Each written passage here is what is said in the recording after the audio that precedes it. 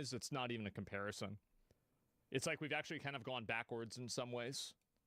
That things don't look all that impressive. Although generally art design is a bit subjective, but that's really where I wish a lot more games would focus, is can you design an art design that looks incredible without necessarily being super technically demanding. Check this out. This is Ghost of Tsushima running at its maximum settings. By the way, also an open world game. I'm trying to be fair and compare open world games to open world games, although I know Monster Hunter Wilds is doing different things with its open world, so it's never a direct comparison. But look at this. This looks gorgeous. But none of these tree leaves and the rocks and things like that actually have a massive amount of geometric detail or even really texture detail. But when you look at the image on the whole, it visually looks good. I think that the comparison he's making is pretty similar to Elden Ring, where like Elden Ring, the fidelity of the game is actually relatively bad, but the lighting and color theme and art direction of it is so good that nobody cares, and it doesn't matter the fidelity of the individual models. It just looks gorgeous. This is amazing art design. Not only that, it can scale down appropriately. If I go down to medium settings, this still looks gorgeous. Yeah, it does look good. And now good. it's running at 85 FPS on the RTX 3060. And again, if we go back and switch to this, 1080p native resolution, lowest possible settings, we're getting 37 FPS. Now, what if we turn Monster Hunter Wilds up to ultra settings?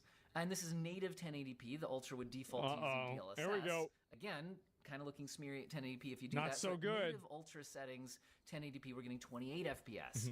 And again, I'd still argue that, well, this doesn't look that stunning or anything like that. No. And I think part of that is the art design. Well, maybe that's subjective, and maybe some of you guys are watching this and you're like, I prefer this. I think this looks better. Yeah. And that's perfectly fair. But I do think it is important to think about the overall art design, and that it doesn't necessarily need to be technically demanding or technically impressive to deliver something that is still visually impressive, but a lot more performant. And that's where I think Ghost of Tsushima is an amazing masterclass in, wow, this looks beautiful. Even if I go down to medium settings, it still looks beautiful because it's the overall design. It's not that if you zoom in on one of the buckets on the side of the road that you can count the grains of lines in the wood and everything like that. It just looks awesome when you're playing the game. I think that's one thing that a lot of people don't really care about a whole lot. And I think that a lot of games try to over-design little assets like that. And then that over-design isn't really appreciated by the average player. And I think that that's a big mistake that a lot of new big studios make, is that they try to like hyper fixate on making everything look super realistic and super like having like, you know, grooves in it and have wear and tear on like a bucket or something like that. Like that just simply is not something that will make a person play a game or buy a game.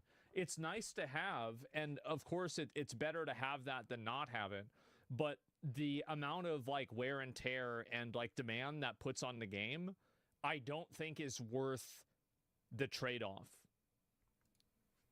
And it runs well.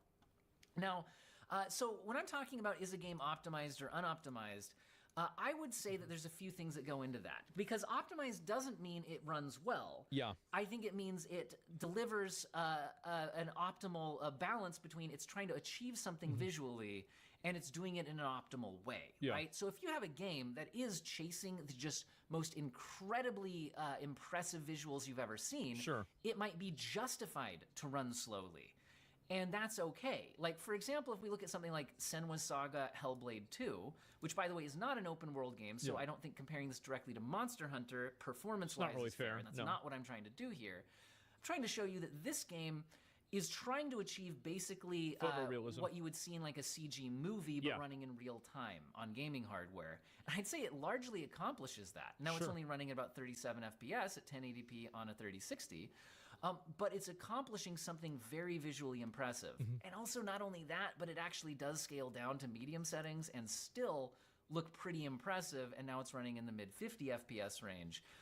But again, I don't think we can directly compare, you know, the 37 FPS in this scene to the 37 FPS in this scene, because again, Monster Hunter Wilds is trying to be a big open world, and Hellblade 2 is not.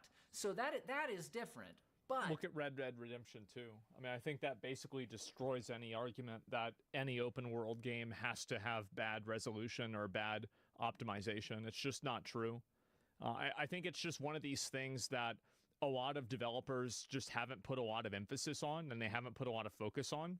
And I think that it's really problematic for kind of like the bottom, I would say 60% of PC users, and the people that are trying to play a game on PC. They have to use different types of technology like frame gen that indirectly creates, actually that's not true, it directly creates a worse game experience with input lag and things like that. Now, I do think that frame generation ultimately is better than it is worse, but the problem is that the over-reliance on it, and that over-reliance, it's seemingly growing larger over time, and this problem never really being addressed at a core level. Ultra mad fake frames. Well, the thing is that here's the thing, is that for an average player, fake frames are not really going to be that important. And it's like the difference between like you're upscaling from like 40 FPS to like 60. That's totally different from upscaling from 20 to 60, right? And so it matters like the degree of how much it's happening. I think that's a big difference. What I'm saying is a game running at 37 FPS doesn't necessarily tell from me 20 it's to unoptimized. 240. It might be trying to achieve something incredibly visually impressive. Fake frames are just bad. I would argue that I think that 90% of gamers do not mind fake frames, but I think that the problem with fake frames will get worse enough to where it will be a problem for average players. So it's not a big deal right now, but if things keep going the way that I think that they're going, where they just keep getting worse, then it will be problematic. But I do think if something is optimized, it should the visuals should match what the performance is. And open world or not, 37 FPS on something that looks like this seems unreasonable to me. Yeah. There should have been a better way to scale down the visuals and increase performance while still looking good. But maybe that would have had to have happened way back in the original design planning stage of the game. So I brought up a really good point. I bet most people would not even know in a blind test whether the newer gen frame gen is on. Yeah, exactly. And like that's what I was saying, is that I do actually think that this is a minority problem, but I think it's also a mining canary minority problem, where like the more serious and like experienced players that are like more focused on performance and like, you know, like really snappy responsiveness, they're the ones that are going to be affected by it first, but then you're going to have it get worse and worse over time. Even as far back as choosing the engine. Because again, looking at Dragon's Dogma 2, for example, which is also trying to use the RE engine in a big open world environment. And that had problems as well. That one kind of struggles too, especially when you get a lot of NPCs on the screen. So this issue of being unoptimized could actually just be an issue of, by the time they chose this engine, it might have already been too late for the game design that they were targeting. Yeah. And, you know, I think when we get to unoptimized games, I think that's another thing. Sometimes it is the engine choice. Like Unreal Engine, which this isn't, by the way, actually Hellblade is, is Unreal Engine 5. You know, it can be difficult to get this super performance. So part of your game design choice is what engine you use.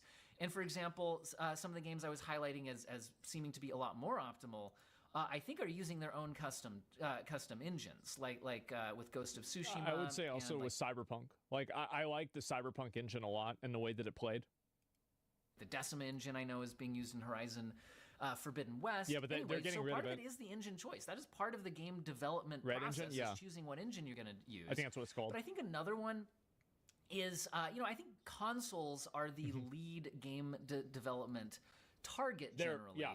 That's exactly and what I was saying. What frame rate are they targeting, and what resolution are they targeting? I don't know why console players accept such low quality frame rates for games. It's really surprising to me because, like, back in the day, like, I mean, Super Mario Brothers 3 ran at a really good frame rate because you're playing on a CRT monitor.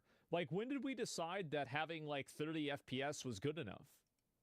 Design the original game and its art, right? It's crazy. Because I think that a lot of game developers, when they started working on PS5 generation games several years ago, were used to the console paradigm where 30 FPS gaming was the norm. And if that's the case, and they're targeting 30 FPS for their original design choices, that gives you a certain frame time budget, a certain number of milliseconds in which each frame is going to be computed. And if you instead target 60 FPS, you're losing a ton of those milliseconds of time to compute the frame. So I think that if a game is originally designed around a 30 FPS target on consoles, that's where we're seeing the ones where if you want to run it at 60 FPS, you end up like this is, which is butchering everything with crazy levels of upscaling because the original art was not designed around running super well. So you just have to... Yeah, it doesn't look good. I mean, at the end of the day, like, I mean, he's using big words and, like, long explanations, but it doesn't look good. And at the end of the day, like, if I look at this game and I compare it to, like, Monster Hunter World, it doesn't look like this game came out 8 years later. Reduce the burden on the GPU to decrease the frame time cost by just cutting the resolution. Just the way it is. Or just really, one thing I'm seeing here when we go down to the lowest settings, or just really ungracefully butchering the overall art. Like, they have this certain target. That is a good idea. Somebody has in chat that they could have Trump sign an executive order that bans video games that can't run at 60 FPS. Yeah, I think that would be smart. Because it's ridiculous. Like, I mean, we got rid of paper straws. I mean, paper straws are stupid too. So why can't we do this? Or just really ungracefully butchering the overall art. Like, they have the certain target they were looking for, and if you want to go below that, it just kind of looks awful. You're just turning off certain settings. It just looks bad, right? This does not scale down gracefully. So, but again, I think part of it is also just the engine choice from the original place. But in general, this is what a lot of people are frustrated with. Games that are designed to run on, reasonable hardware. Like, but on that reasonable hardware, they're relying on massive levels of upscaling and even frame generation just to hit 60 FPS. So I think game designers need to realize that what a lot of people want is a game that plays well. And part of playing well... Exactly. Fucking exactly. Playing well is more important than looking good. Now, in a perfect world, a game looks good and it plays well. But if you're going to have one, playing well matters a whole lot more than looking good. Is playing at a good frame rate. And honestly, 60 FPS on reasonable, console-ish level hardware, I think should be the default game design choice. And you need to start the game from the ground up with that target. Because if you don't, I think you end up in this kind of a situation. And so, again, I'm not a game developer, and I think all the different issues come in with different engine choices and everything like that. But I think a big part of it really should be designing art that looks beautiful without necessarily needing to be extremely demanding to run. Elden Ring is the master class for this. And certain games, I think, do that super well. And I think everybody's happy with that. When people get a game that looks nice, it doesn't need to push all the boundaries, but performs well, I think they're happy with that. So people are looking for games that are fun to play. I think this take is kind of dumb, but it's all right. So this is what I think is going to happen. I think what's going to happen over the years is that frame generation and upscaling is going to be used more and more.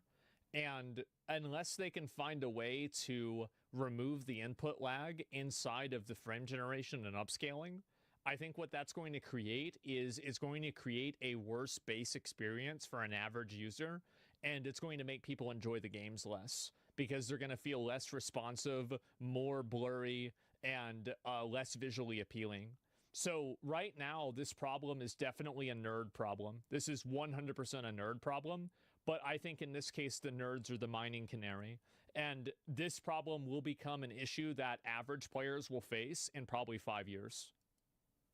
Good enough. That's what I think. And run well, right? That's what they want. Now, I think it's totally okay to just have your own thing you're going for, to try to push the absolute boundaries of what a rendering live can do. That's okay if that's your game design target. And that's really a whole different thing. But at the same time, the actual gameplay of a game like this is also targeting something different, right? This is mostly slowly walking, right? Yeah. Whereas a game like Monster Hunter, You're in big battles. This is about the gameplay. Yeah, you got to make you got to being a react visual really fast. showcase, and yet That's a huge somehow difference. It manages Massive to be difference. Incredibly demanding on the GPU. It's a bit rough. Anyway, I'm not quite sure exactly how to end this video, other than you guys could tell me about how you feel about the current state of game optimization in the comment section. Yeah. Because again, I think it's about, does it match, like, is what you're seeing matching the performance level that you're getting? Because a lot of times nowadays, I don't think it is. And there's something going wrong in the initial, I think, design phase of the game, or the optimization phase of the game, or both, where something needs to be different, because this isn't looking good. And if we look at the performance advantages we're getting, I think if you just visually look at this, it looks very, very bad. It looks super pixely. It looks just like, this looks like a game that you like downloaded a cracked version of it in like 2013 on your PC that you bought from like Costco. It does not look good. Generations for me of it does, but that's because I have a really good card. Less jumps in the future. So it used to be the case that, oh, this game came out, it performs badly, just wait a year and graphics cards are going to be like twice as powerful. We're not getting those huge jumps anymore either. So it's at the same time as all of this is happening, it's getting harder to just brute force through it. Not that it's really great to have to do that anyway, but anyway, that's where we're at. Let me know how you feel about all of this in the comment section, and I still hope all of you have an excellent day. Yeah, so just a second. I think this is a big issue, and I think it will become bigger overall, but I hope that, like, because obviously I really like games like Monster Hunter, and I like the way that they look, but like my experience playing these games is like so unique to what I'm doing that the average person is not going to see this. Cost benefit is why low frame rate is being accepted. Console players can't afford to buy a 5K gaming PC and repair them when it breaks down unless Starforge offers gaming PCs for cheap. This is what they settle for. My dream is to be able to make a $1,000 gaming PC, but the problem is that they just keep trying to, like, I want NVIDIA to come out with a card generation that is basically the same, but the cost is way less. Because I do think that we're beginning to hit kind of a massive diminishing return on graphics. Like, just stop trying to go 5% better, make it 3% better, and just make it 20% cheaper. Because that's what I think a lot of people are waiting for right now. Is that's what's really holding a lot of people back from becoming PC gamers and getting involved in gaming, is because it's too expensive. It's way too expensive to do. And that's AMD's job. Well, whoever the fuck does it needs to do it, right? I mean, I don't know how much AMD's cards are or anything. Performance is everything. Well, its performance and quality exist in the same ecosystem, which is the value that the person is getting. So performance does matter and quality matters. So at the point where I think a lot of these cards are focusing primarily on quality, I think that a lot of people need a better baseline of performance. And that's the big issue. And also cost. Like, that's the main thing too. It's a privilege to, yeah, I mean, nowadays it is, with the amount of, with the expense it has, absolutely. Power efficiency is really important too. Yeah. The issue is NVIDIA would rather build data center chips than the chips for consumer GPUs. Well, I think that it will happen overall, but like, I really like this video because, as I said, I think this guy's bringing up a problem that a lot of casual like gamers are going to start realizing more and more over time. There's the video right there. Give it a like. Cloud gaming is the future. I think that you're right with cloud gaming being the future. I definitely do. NVIDIA 5000 series is terrible value. It's never going back. I actually think that NVIDIA, I kind of agree. I feel like when the 4090s came out, like, it was a big jump, right? At least it felt to me like a big jump. And I remember whenever the 1080 Ti came out, it was like, oh shit, right? Like, that was the last graphics cards I remember that, like, maybe the 2080 or 2090 was also really good. Like, that was huge. And I don't know if we're going to have another big jump like that. But yeah, I remember the 1080 Ti. Like, I still have that. My streaming PC right now, at this very moment, is running a Ti 1080.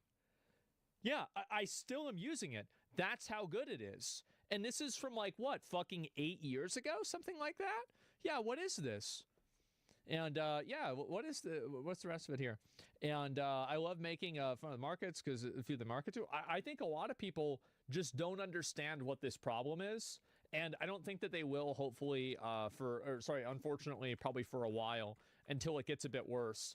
But like, I think also there's like this idea that in PC gaming, the solution is to always just buy a better PC. Oh, we'll just buy the $2,700 graphics card. Oh, duh. Of course, just go spend $5,000. It's easy. You know, people are fucking broke. Yeah, these are people can't even afford a fucking $70 game. Like, you're trying to ask them to do that. It's insane.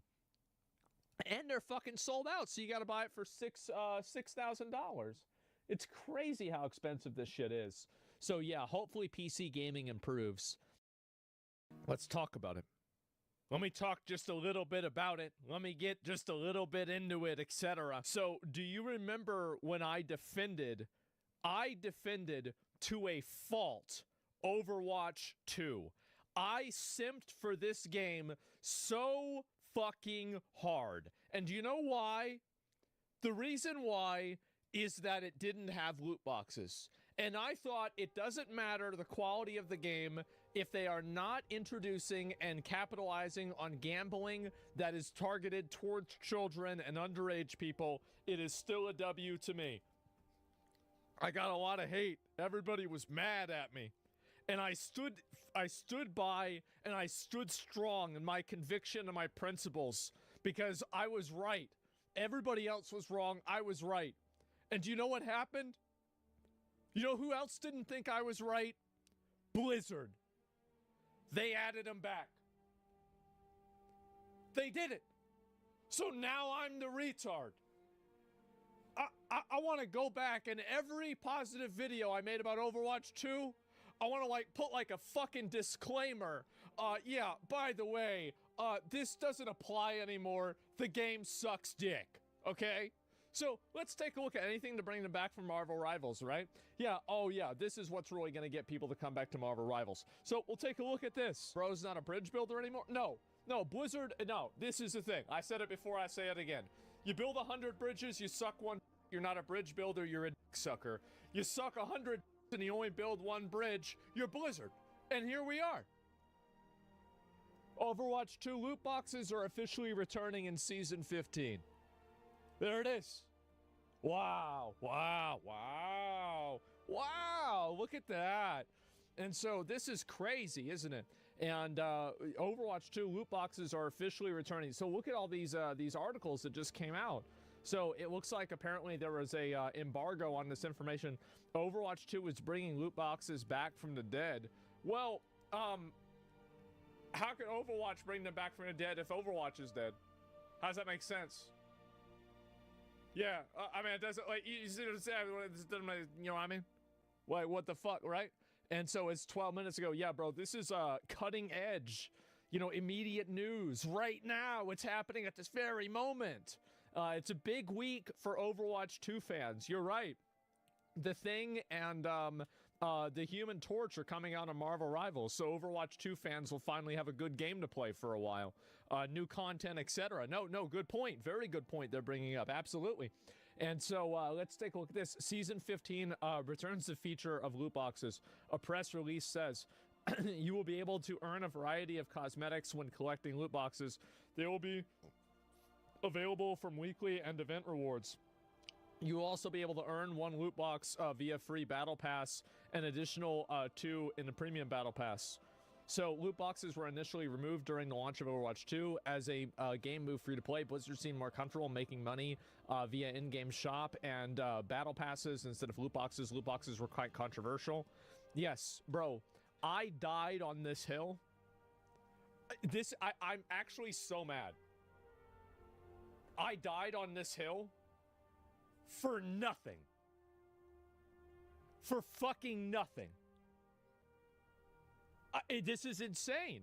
How does this happen? It's all been for literally fucking. I'm so upset about this, guys. I'm gonna be honest. I'm very, very upset. Yeah, not as zilch, nothing exactly. The game died for nothing. Yes, and you was wrong. Overwatch loot boxes were fine. I'm not. You know what? I don't even want to talk about it anymore. I don't want to talk about it anymore. I don't want, I am not willing to give even a second of like trying to justify this, trying to say why I thought it was better. Fuck this.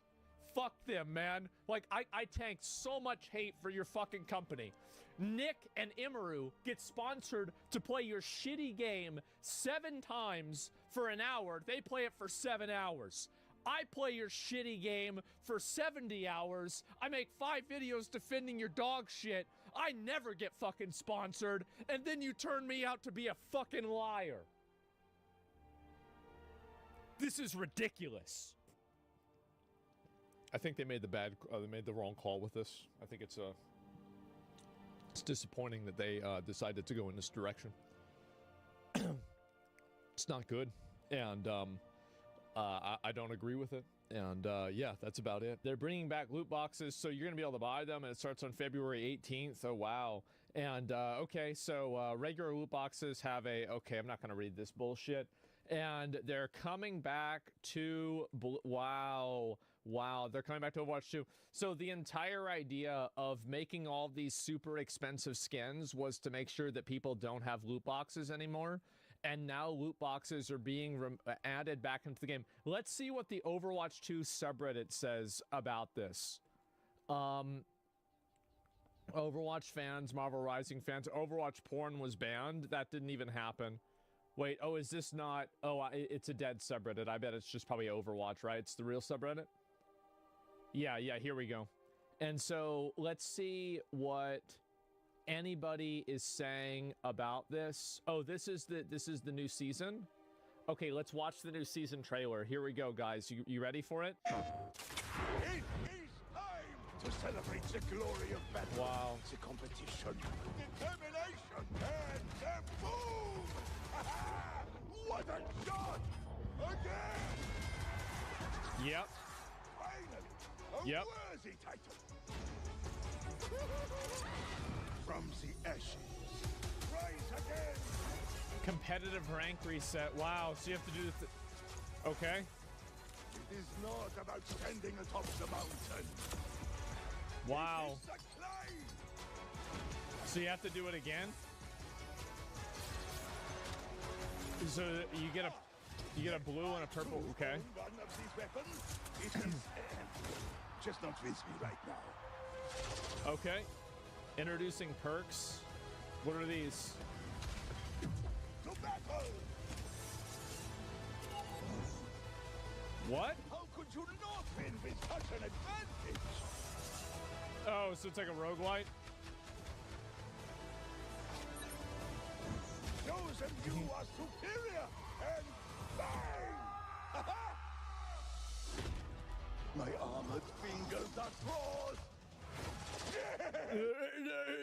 All right, so they actually put this, dude. This game is down bad so much that they're actually advertising that they're putting loot boxes back into the game. Like, this is in the trailer. Wow. Okay. Loot boxes are free?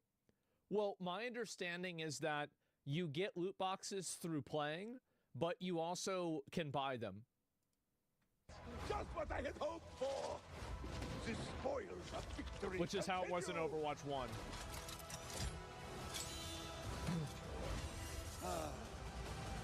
Overwatch Classic GOATS meta? I thought everybody hated this. Yeah, if I remember, like, I thought everybody... Why would they add this? Yeah, what?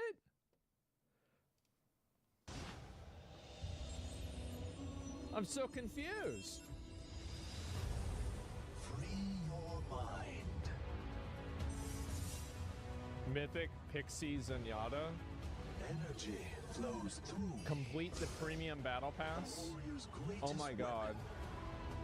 Is patience. Oh wow. Wow. Oh my god. I will achieve my vision. My arrows fly true. These look like default NPCs in Fallout. They're like the NPCs that are like in the background when like the important character in the story is talking.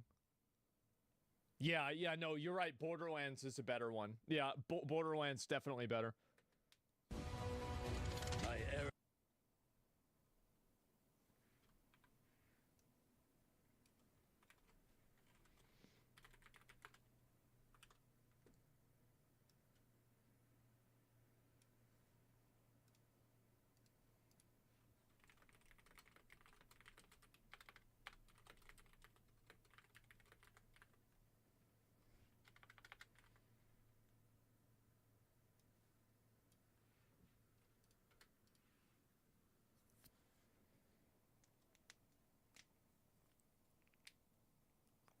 Man, how about that? Jeez. Arrows fly true.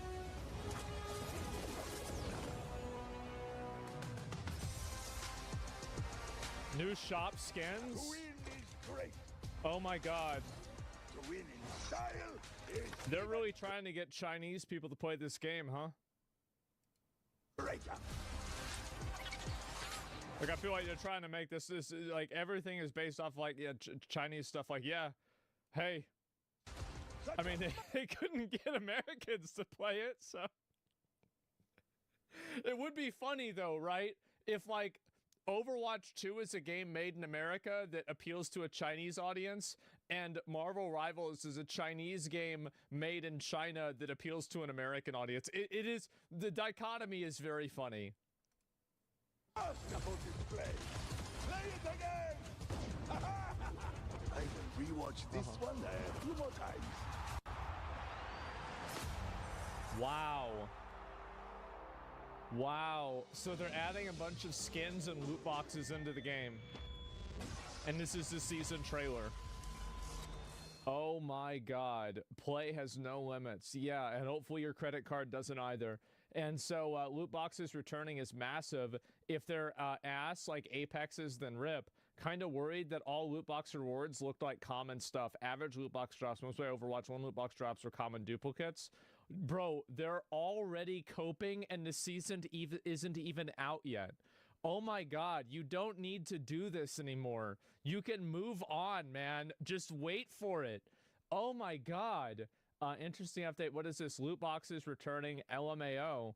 Wow. Well, loot boxes returning is amazing, but I don't know about pickable passives.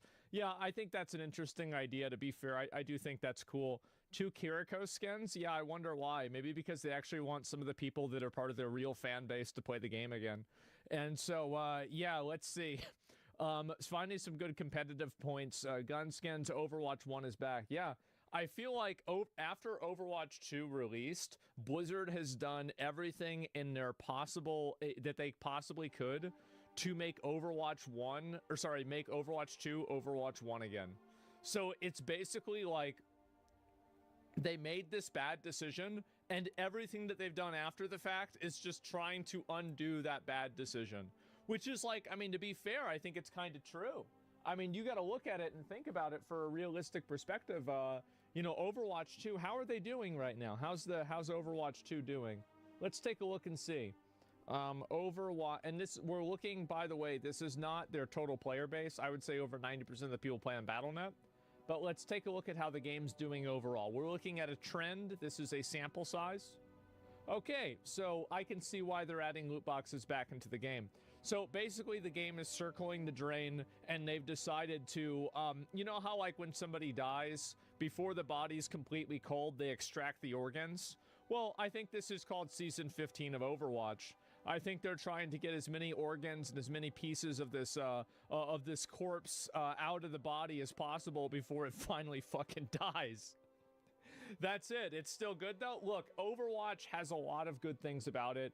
When it came out, it was an amazing game, and I think that I really Overwatch plays very well in a lot of cases. But which game do I think is like more fun to play? I think Marvel Rivals is more fun to play. It's more interesting to me to play. and I like it more, right? I mean, I'm not playing either one of them really all that much right now, but if I had to choose, that's where I'd be right now. Well, you can easily see why this has happened. Big surprise, nobody gives a shit anymore. And I feel bad for these people, I really do. But unfortunately, if you're still playing this game, this is what you get. And I don't know what to say, but wow. There you go. And holy shit. This is breaking news, gentlemen.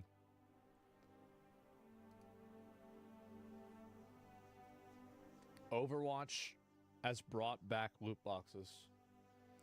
Everything that everything they said they weren't going to do, they have done.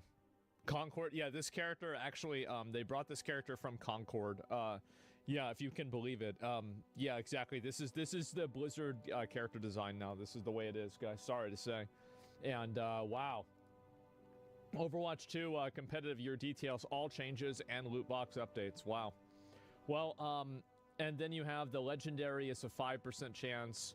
Oh, you have legendary loot boxes? Well, where do you get... Blizzard has confirmed that players are guaranteed to pull. I love how it says to pull. Because you know what you pull? You pull the lever on a slot machine. That's what you're doing. You're pulling a slot machine. How is this happening? You already know. Like, it's just insane, man. Is it okay that I don't feel bad for Blizzard? I think that China needs to come up with an MMO that... If you have to understand that basically if China comes up with an MMO that's better than WoW, they will have effectively they would basically just have taken Blizzard's skin and they're just walking around in it. Like, they have fucking PoE 2 because it's owned by fucking Tencent, which is China. They have Marvel Rivals, which is China, and which is NetEase, which is China. And now, like, they tried Terraceland. Yeah, if the Riot MMO, because Riot's also owned by Tencent, which is China, and if the Riot MMO is better than WoW, China will have killed Blizzard. I really think about it. Yeah, it's very possible. Rivals already took a big chunk of COD and Overwatch. If China makes a great MMO, it'll bury Blizzard. Yeah. I mean, here's the thing. Do they deserve it? Absolutely. Absolutely. As soon as they started doing that weird shit in WoW, they started adding furry races into the game. It's like... Nah, bro. Like, it's just so weird, man. Like, that shit with Diablo 4, how you could get disconnected, have your hardcore character die. Overwatch 2, like, didn't even work for the first couple of days. It wasn't even that big of a deal. No King rules forever. Bro, this has been a fucking, that's been the case for Blizzard for a while. Give me 1 second.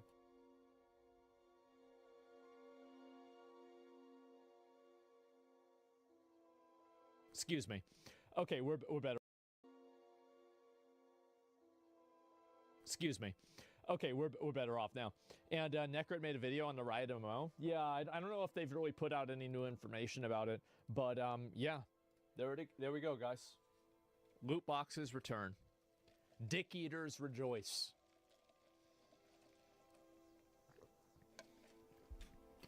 Are all these companies living inside their own echo chambers? I'm gonna give a really hot take. I think Blizzard is making the right call with adding loot boxes back into the game. It's very obvious the player base didn't really have a problem with it.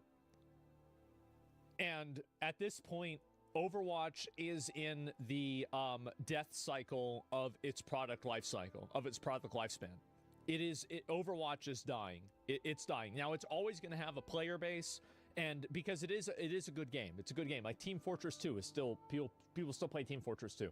So it's not like it's ever going to die. But the era of Overwatch ever gaining like a large momentum of players, that era is over and has been over for years. And so that's what I think is going to happen. And that's what I think is happening. And so Blizzard realizes this. They know that they're not going to get any new players. And so at this point, they're probably going to put this on maintenance mode, try to make as much money as they possibly can through loot boxes, and then put the game on life support, the same as a lot of companies do with their games. I think that's exactly what they're trying to do. And honestly, I can see why. It makes sense. Overwatch 3 time? Yeah, then they have to make Overwatch 3, obviously. That's the solution. But that's what I think is going to happen. That's what happened with the WoW shop? Yeah, exactly. And think about that. Like, when the WoW shop originally came out, there was a couple of posts, and there was like 1 or 2 things that happened that were, you know, like, let's say, like, maybe, I'm trying to think of a good way to say it. Like, the WoW post, there's the mount, and then there's another mount. And, like, now, it's like you go to the WoW store, and there's, like, 7 different pages of it. There's bundles. There's, like, you can buy gold. You can buy, like, all kinds of stuff in the WoW shop now. So I think that they did the same thing to WoW also, is that after they realized that the game is not going to grow anymore, then, because, like, there's 2 ways that you can make more money with the product, right? You can either make more money with the people that you're currently selling the product to, or you can sell the product to new people. Those are the 2 ways, really, that you can make money. So when they realize that they've hit the ceiling on the amount of people that they can sell the product to, well, then they're going to go to the next best thing, and they're going to try to sell it to as many, try and make as much money out of the people that are still playing it as possible. And I think that's clearly what's happening. WoW Shop is so incredibly small compared to most MMOs. I mean, you can buy gold. I mean, I don't know what you need it to be. You can buy gold and level boosts. I mean, what the fuck? So, yeah. They should stick to Overwatch 1 and focus on events like Fortnite? Maybe, I don't know. Do you think they should do a double rug pull with Overwatch 3 PvE? Yeah, I think they should just get rid of PvP in Overwatch 3. And then halfway through the beta for Overwatch 3, cancel the PvE that they had in the game, and then just say that the game's not coming out and everything's dead. Yeah, I think that would be the funniest solution. I'll tell you that. Ooh. So wait a minute. Marvel Rivals released a trailer on the same day that Overwatch did? Oh no. Oh no. All right, let's take a look at it.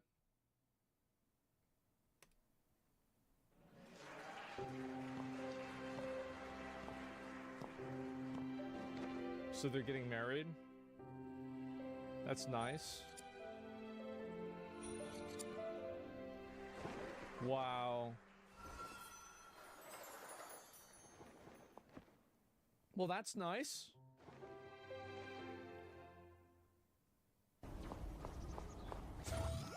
It should have been me. Oh my god. Disappear! Man.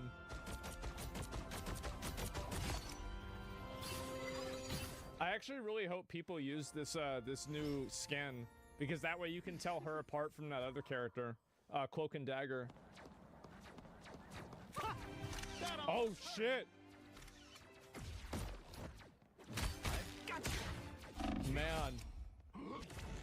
Fantastic! Wow.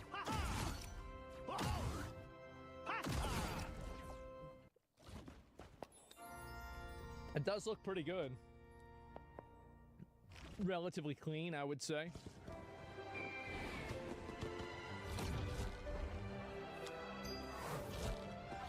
Man. Wow. So they're releasing it on Valentine's Day. Well, I guess that's what would kind of make sense, right? Considering the topic. Yeah, I would say so. Well, there you go, guys. There you go. And that's clever. Holy shit. And wow. And let's see how many comments. And this is what's so crazy about it. So the Marvel Rivals, it has 10,000 updates and 1,000 comments. And the Overwatch post has 100. It has 120 upvotes and 84 comments. And this one came out 3 hours ago. And this one came out 1 hour ago. So 184 with 121 in 1 hour versus 10,000 and over 1,000 in 3 hours. I'm sure they're going to catch up, guys. Hey, I'm sure it's going to catch up. Definitely dislike it. Well, I don't know if I can. But anyway, it's not even close. Yeah, that's bad, man. Holy fucking shit. But I think it's not a surprise. And Stretchy L, Blizzard will say those are botted. Oh yeah, I mean, of course. That's it. Blizzard employee who tweeted, "Kill your local MAGA," has been rumored to be terminated. Yes, that's true. The guy got fired. He was the thing is that I'm not a big one for like getting people canceled for having like political beliefs, but advocating for violence against people because of political beliefs, that's not on the table. I'm sorry. You don't need to be doing that. That's weird. And so yeah, the guy got fired and he's done. And such a stupid mistake. Threats are good. Yes, exactly. Not violence, murder. Yeah. This is what happens, and I think that I think we should do this more, honestly. Make people like this afraid to make these blatant and just absolutely insane calls for violence. It's insane to do that. What does terminated entail? They fired him. I mean, that's what it means, right? Obviously. So yeah, make them accountable. They're all learning slowly. It's about time. And what's this here? Don't say dumbass shit online. Make people accountable. Yeah, molten lava take. I'm just saying, right? Threats and violence, opening violence is completely wrong and needs to be deal with the consequences. Absolutely. And so this is what happens with somebody like this. And I'm very glad to see it. And I know that a lot of you guys, obviously, whenever I did this and I was talking about it myself, a lot of the people that like watch the video, like we made this happen. This is a huge W. So like everybody pat yourselves on the back. We got a annoying retard that talks shit, that says crazy stuff. We basically got them fired from their job. This is a great day. This is an amazing fucking day. And I will do it again. Keep it in mind. I will do it again. I do too. Yep, cancel culture W. This isn't cancel culture. These are people that are advocating for threats and advocating for violence and murder. We are not canceling somebody. When a bank robber gets arrested for robbing a bank and he's being led into the police car, he doesn't say, "Help me, guys, I'm being canceled." Okay? That's different. This is very, very, very different. So yes, we're making an observation. Absolutely. Fuck those provocations when incite violence? Yeah. This is the consequences of their actions. This is consequence culture? Yeah, I've heard that before. The Quinfall deep dive. There's been accusations towards this game about potentially being not real. This is the follow-up video. This game might not even exist. Yeah. Their company office is a Photoshop stock image. Oh, this is looking really bad. Oh, wow. That's, bro, like we're 10 seconds into the video. 50% more experience. Wait, what? Wait, what? They're officially partnered with an R&T website. What? If that's not something, I can't make this up. No way, right? Hey guys, it's me again, Nuyon. A lot happened since the last video, and I also dig a lot into Quinfall. So there's a couple of small topics I want to talk about, and we're gonna start with the shit show that is the Discord. So in the Quinfall Discord, we have basically 4 camps. Camp 1 being people defending the game no matter what. Camp 2 being wait, they're defending it no matter what? People defending the game no matter what. Wait, RuneScape was developed in 2 years. The day before, did you bother to read the FAQ page? The devs have stated they're starting with some store assets, but changed and modify them. People like Asmon and other parroting that this is a scam with little to no proof. Well, I never said that it was a scam. I never said that. Camp 2 being people shitting on the game no matter what. 100% fake. Camp 3 being neutral, seeing what's gonna happen and being critical of the game, kind of like what I did. That's what I was, yeah. And Camp 4, of course, shitting on Asmongold, because why not? Asmon's always been and always will be a complete tool. It's just who he is. Anyone who doesn't know that hasn't been paying any attention. I'm not talking about you. It's about Asmo shit. Mid-aged dude wishing to be a kid again to enjoy a tab target MMO.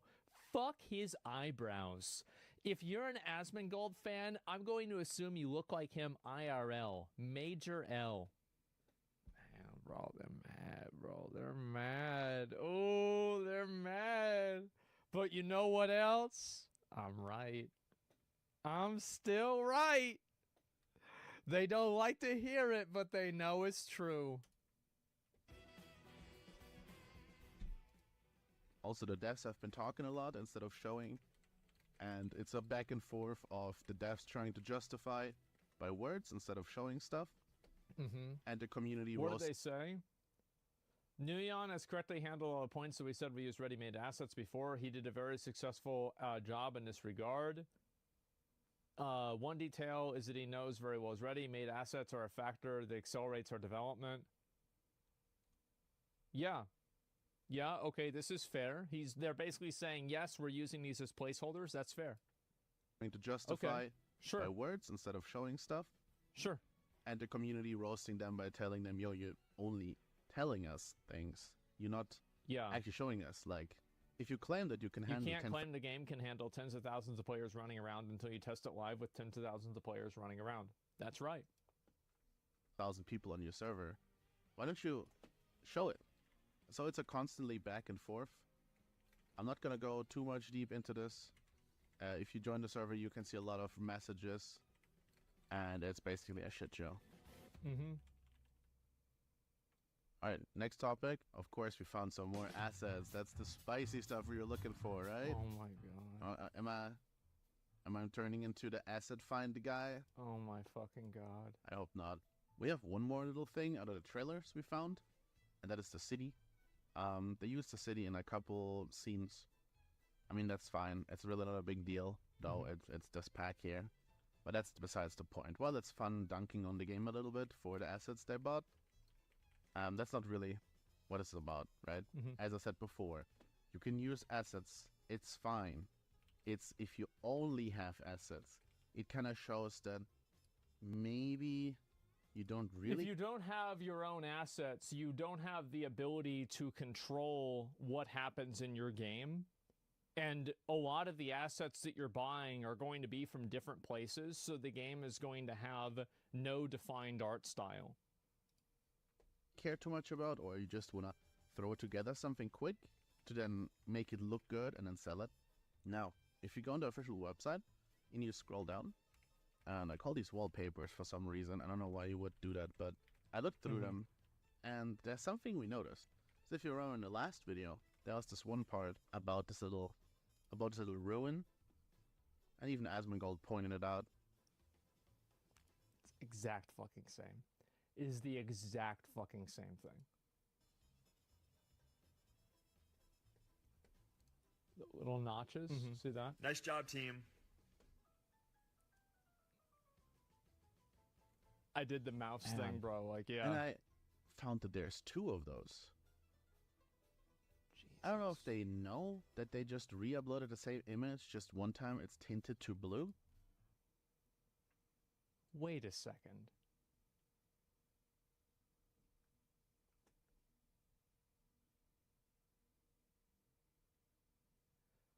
All right.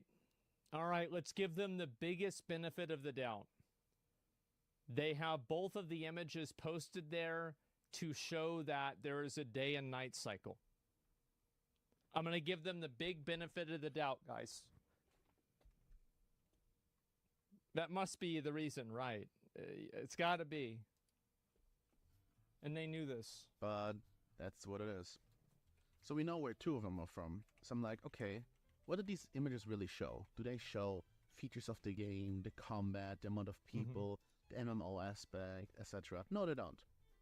What they do show is just places in the game. Yeah, the places in the game. Wow, this is amazing.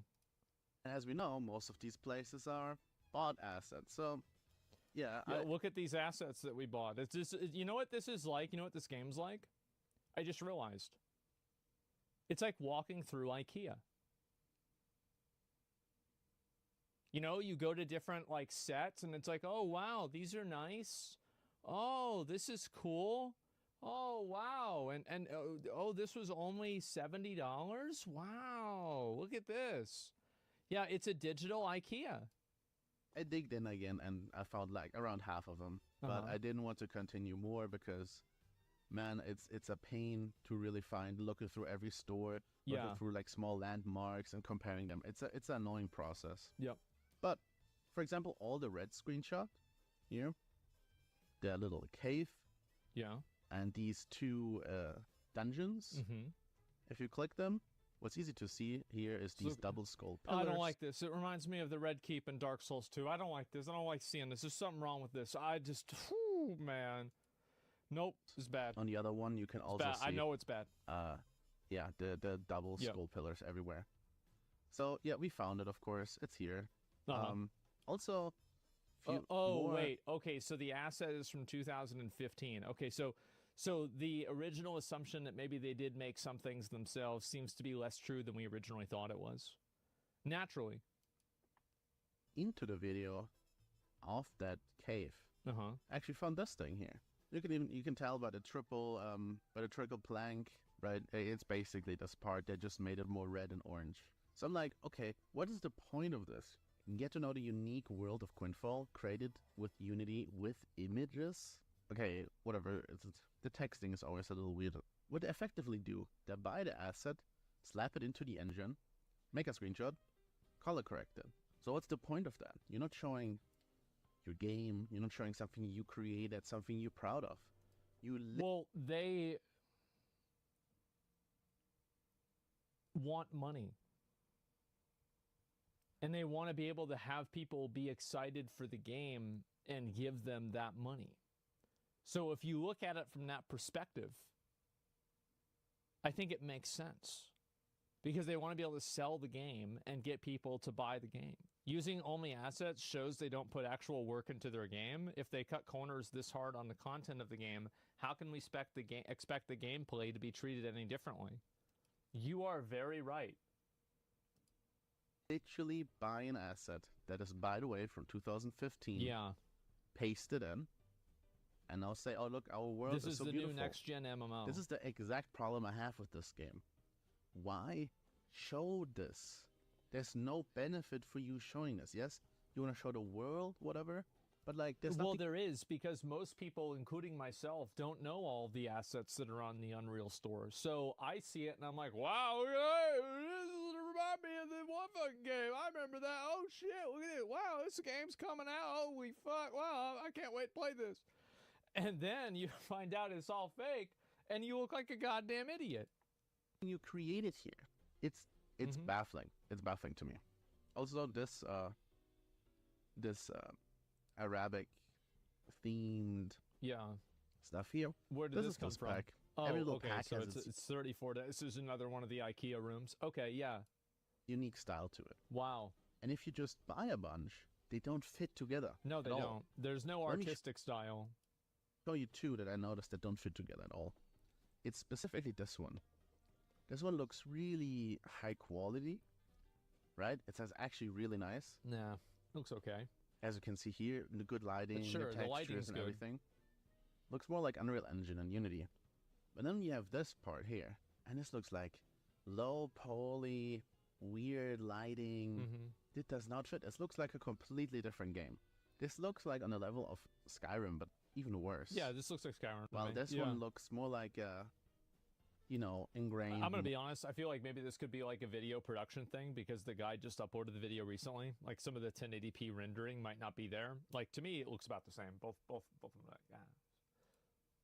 Modern AAA same game. Quality. Yeah, it looks but there's a big problem. The last one we found was this specific one here. This is just a Viking pack. I think there's nothing else than just, again, they throw... Man. I thought they made that because that would look so cool, right? Ah, dude. The asset out and that's it. And if you want to compare it, you can see the sail at the top. It's like blue-orange. There's a little gap in between. Yeah. It's basically just from the other side behind that boat taking that screenshot. I just want to show you how easy it is to do this. Alright, we're in a Unity asset store. We're gonna just type in something you want to see. Dungeon. Or a dungeon. Yeah, dungeon. Do dungeon. Yeah, there we go. And then we're gonna go for, like, you can see these are good, but they cost money. Multi-story dungeons. So go just for buy that. They're gonna be a little bit worse, but that's fine. Sort by rating. Okay. Decrepit Dungeon Light. Oh, wow. Okay, so you just... All right, Oh, perfect. that looks like... Wait, isn't this in the Quinfall? What if the people from the game, the developers from the game, watch this video and they see this dungeon and they're like, oh, wow, that does look good. We should put that in there. Hey, does anybody have any $20? Oh, wait, no, this one's free. Awesome. Small An little MMO dungeon. for free? Perfect. We're gonna click Add to our assets. We accept the terms. We're going back. Okay, now we're in Unity. Yeah. This is a project I actually used myself. So we're gonna go Window, Package Manager, Okay. and we're gonna summon dungeon. Right. And then it it's should gonna pop up search because for the we added it assets. to our assets. Now this should load it in. Yeah, there Yep. it is. Decrepit Dungeon. We're gonna download And this. then they're There you go. importing. Import. Yep, there it is. As you can see, all the content is already here. Oh, wow. I'm gonna click Import again. So as you can see, all the PNGs, all the materials, wow. and the models are getting added. All the prefabs too. Literally, I'm not doing anything. I'm just waiting here. Here, Decrepit Dungeon. Okay. And that's the thing. Look, we're gonna Example. use the example because I'm pretty sure that's what Quinfall does. Okay. These are often like So they don't even rearrange them on their own. They just literally take them. It's like, you know, in school where they're like, yeah, you can copy my homework, but just change it a little bit so it doesn't look obvious.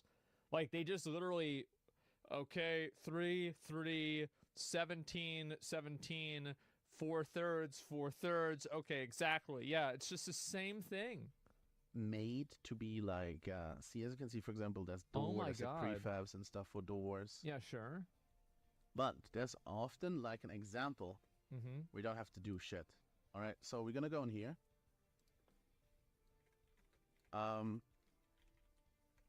We're gonna make a screenshot like this, right? Mhm. We're gonna just pop out the scene window real quick. Oops. See, we didn't do any work within the game engine at all.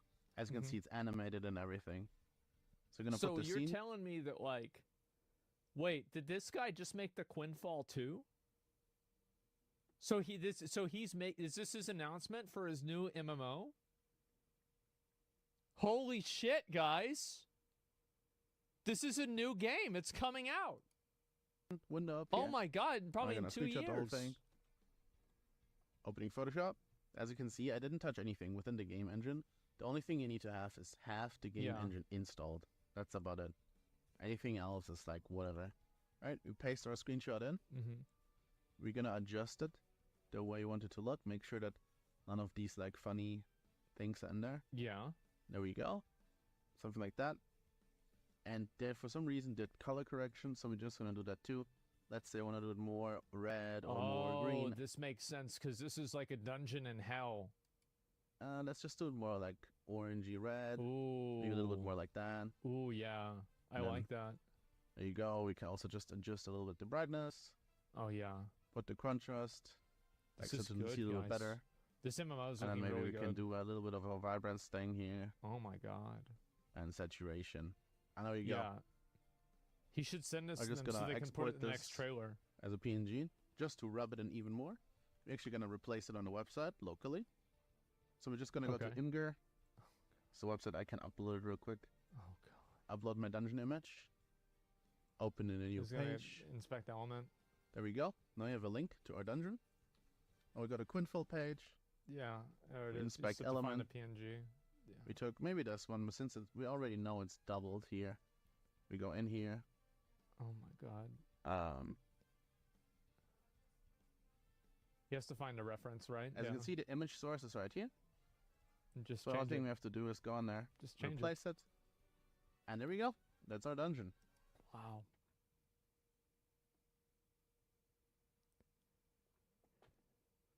There it is, boys. There it is. And you know what? It looks better. Easy new dungeon for free. Wow. Game development is so easy. You telling me people went to school for this shit? Oh my god. Don't they know about Photoshop? Bro, people pay to go to school for No, this we shit? officially also that. I think we probably need to replace it as well here. Oh, wow. No, that's it. There we go. We just successfully did Yeah. the work that They did, and actually we improved it because they had uploaded the same image Yeah, twice. now it's a different So picture. do you notice that this is different? No, I don't. don't. Like this, it fits right in. This fits right. I would have never even thought for a second that it wasn't supposed to be there. It looks perfect. So I click it. There you go. PhD from And then, Con that's how College. easy Yeah. it is. Yes, you need like some imaging editing software, whatever. But does this look out of place No, for it this doesn't website? at No. all. So there you Need go. to hire this guy. Yeah. We got that out of the way. Let's talk about some weird anomalies we found. So one thing is on Reddit that I'm not going to go too much into because it's kind of dry. But if you want to, there's a lot of things I'm up gonna here. just keep it real. This tells me everything I need to fucking know. This is just really like, this is just, I'm just telling you guys, like, this is just like, I see this and I say fake. Because, like, there's one thing, like, because, like, for the, like, the assets, I can be like, oh, well, they're just using them as placeholder. Oh, they're just doing it for this reason, right? Like, I can always think of a reason why it would make sense, except for this. This is bullshit. Not going to go too much into because it's kind of dry. They could be But if full you want remote. to, there's a lot. Well, then they should say that, and they shouldn't make people think that they have an office. Possible scam, but they did come up with a solid MMO in a year on their own. I don't know. Yeah, no, I'll still try the game out, but you know, expectations are not very high. A lot of things up here. The main thing I want to talk about real quick is this. So they actually used a stock photo and photoshopped their company name on it and put it on the website. The funny thing is they removed that, and I was actually recording while researching for this video. So it looked like this. Who are we? Yeah, What is yeah. Quintfall? And then I refreshed the page after Viceroy was like, yo, they removed it. I'm like, no way they actually removed it. I clicked that, there it is. That's how it looks right now too. So yeah, that's one of the weird. We saw that picture.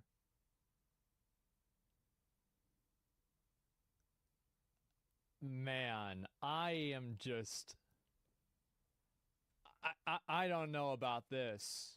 Yeah, I just... This is a fucking, anomaly. like... So are they like That, scared that's... about it? What in is my really opinion, I think this is worse than anything else. This is by far worse than anything else because it's a lie that doesn't need to exist. It's not a placeholder. There's no excuse for it. It's a deliberate... It's it's a deliberate lie. happening? I don't really know. Mm-hmm. Another thing that's maybe worthy to look at is this post here.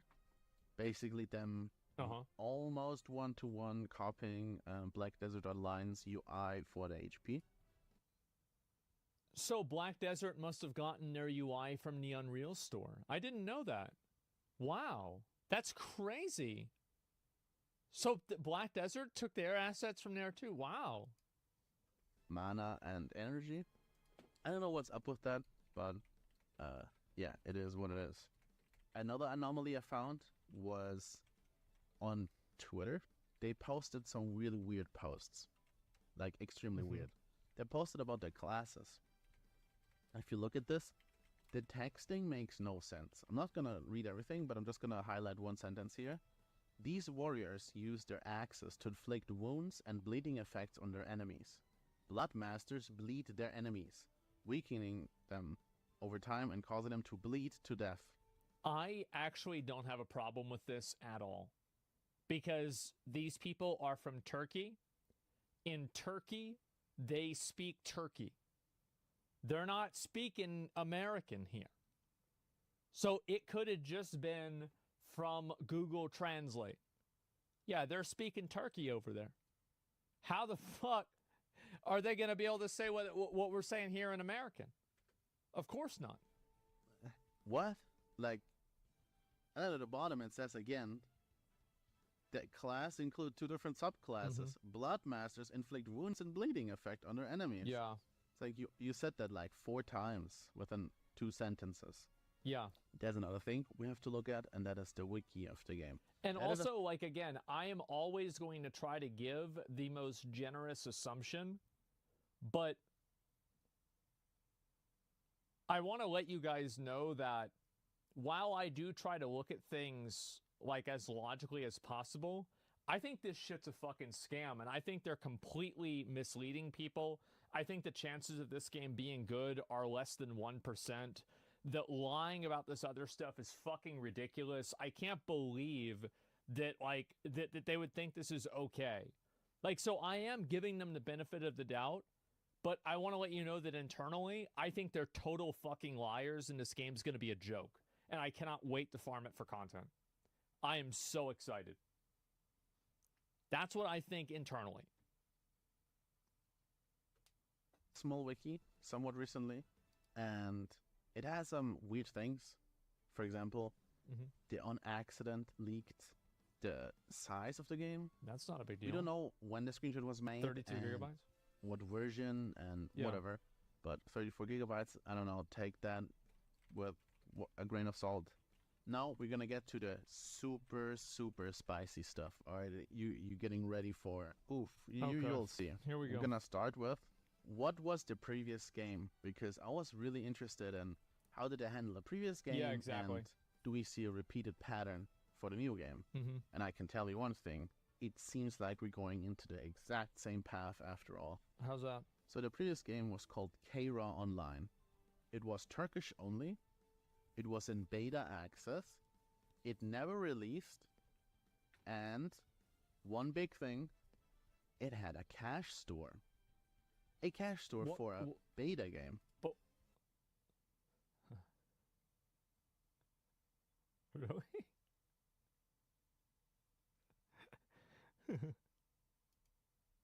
I'm like, that is really, really weird. Right? I was very confused about that. I looked everywhere to find this cash store, how much it was and how bad it was. And before I found it, I found a post about it. This is an official post from the devs about K-Ra Online. Right. K-Ra Online will be a free game. We will not allow the products in the store to affect the strength of the characters. This is the point we are most meticulous about. Great. There will be no pay-to-win product sales, and unnecessary interventions will be made to ensure the in-game economy is properly maintained. Keep in mind, this is all in Turkish auto-translated. Yeah, sure. The products in the store generally consist of products that will not increase the appearance of the character, whatever that means, or the power against other players. Well, then what would they be? Okay. How So they said no pay-to-win pay is to win. this? I needed to find out. Yeah. Really badly. And I found it. There's one YouTuber who actually talked about the pay-to-win aspect. And open it, and I put it through the mobile translate app, and there's bronze, silver, and gold packages, and they're just as bad as you think. And the gold package gives you up. Holy shit! Holy fuck! Oh my god! 50% more experience points, 50% more clan money and ranks, 50% less stat reset fee, 5% tax of auction, 50% more pet experience system, another bag expansion, larger warehouse, which is I'm suing the bank. Do you have the right to use the region and clan? Oh my god!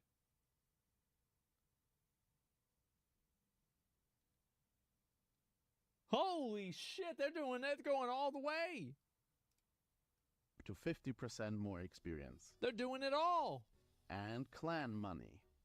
And the fees are lower. Oh my god. And bag expansions. Look at this. And warehouse expansions. Etc. etc. Everything you could think of. Yeah. I could not figure out how much these prices are. There's like their own currency, as always. Secondary There's a currency fake that currency. everybody hates. Yeah. I could not for the life of me figure it out. But here comes the super spicy thing. Okay. Look at what it says in the top right. Arena something. That is the old company name. That's fine. But the thing next to it. BuyNoGame.com. A website. And I was like, what could that I know what website website be? this is. I open it up. I It know still what website this exists. is. It's a reselling and RMT site. So they officially So hold up. wait a minute. You're telling me that the game itself has an advertisement programmed into an in-game menu that is a advertisement for a video game where you can buy real things for money. Sorry, buy things in games for real money. Gentlemen, the scam accusations are becoming stronger every day. They're officially partnered, or were partnered on their old game, with an RMT website. And yes, they also send Lost Ark Gold, so this is a Who could have guessed? What, I thought you couldn't. What do you mean, Lost Ark? What are you telling me people buying gold in Lost Ark? Say it ain't so. No.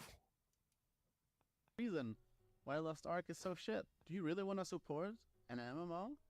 That is the reason? Supporting or getting paid by a company that is actively ruin other MMOs? Take that as you will. And I also found a Facebook post. That's nuts.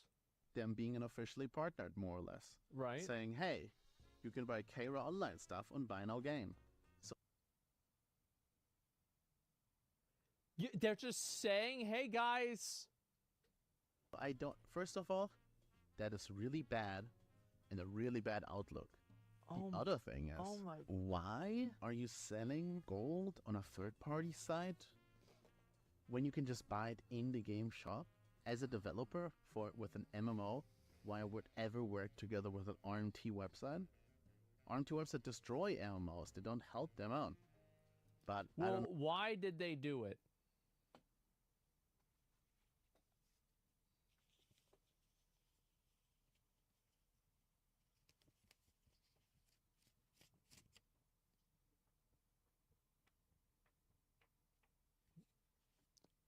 I think that's, guys, I think that's why. Know what they're all about. Also, every Turkish streamer I can find playing these really shitty MMOs, they were all sponsored by Buy Now Game. In fact, Buy Now Game has 64,000 partnered streamers. If you really want to know how good this company is, I wonder if I'm partnered. Here's an image with, I believe is the CEO, posing in front of a Buy Now Game credit card. Damn. Bro, they're doing big things. They're doing big work. There it is. This is the kind of level this company is. All right. If that's not something, I can't make this up. I cannot make this up. If this is not something, then they also, conveniently enough, excluded themselves from the Wayback Machine. Smart. In case they ever got into drama, there's nothing like to look at. Smart. Which I also found very suspicious. Very smart. Okay, so how does this link back to Quintfall? Besides it just being the same people, being almost the same like lifespan of the game, what happens? Well, there's one thing is, first, they said all the betas. The NDA one only is free, aka they choose who gets in. Beta is now paid, contradicting the trailer, not allowed on Steam. To free. That got changed. Now it says the first beta will be free, but that's the one under NDA. Okay. Every other beta will be paid, but we don't know anything about the game now at that point. Open betas will be paid. So it's basically know nothing, pay for beta. Oh my god. So this is a good old money grabber. That is definitely something that grabs money and lets people want to get in from their, in my opinion, fake. This is crazy. But I feel like everything is wrong with this. It's not even like one thing. I feel like everything is. It's like the whole game. Trailers also gave us one more critical information. It showed the menu. Which button do you think this MMO has? That every MMO has. A big, shiny button normally. Store button? It's not as shiny in this one. But you know exactly what is coming. It says store. So yeah. Yeah. Get ready for paid beta with a cash shop because they pulled a paid beta with a cash shop. Man, these guys saw a day before, or the day before. Yeah, the day before. The day after. I don't remember even what the name of the game was. They saw that and they said we can do better. They said that's it? This before. I Yeah. will speculate that they will do it again. Maybe they will pull back after this video, or if Asma reacted to it, or something like that. So anyway, thanks guys for the huge amount of support. Yep. You guys like gave roughly like over 1,000 subs. Goddamn. And only had like 2,000 accumulated over like 6 years. Within one day, you guys are crazy. Also, everybody's super nice. I only heard positive things. And the one guy that had something negative to say, everybody was defending me. Which is fine. You guys don't need to defend me. I can defend myself. And there's some more things I want to talk about. More about the development aspects. Not Quinfall specific, but more like MMOs, do's and don'ts. Yeah. Why some things should be shown more.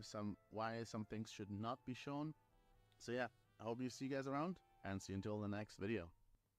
God fucking damn, man. Thing makes no sense. Like, remember what I said before about how, like, there's the MMO paradox? Yeah, I'll link you guys the video. Yeah, make sure to give this guy a sub. Yeah, we watched this video the other day. I guess a lot of you guys really liked it. Yeah, this is so fucking good, man. Like, so the MMO paradox is like, the more people know about a game, the less excited they are about it. But the less people know about a game, the more excited they are about it.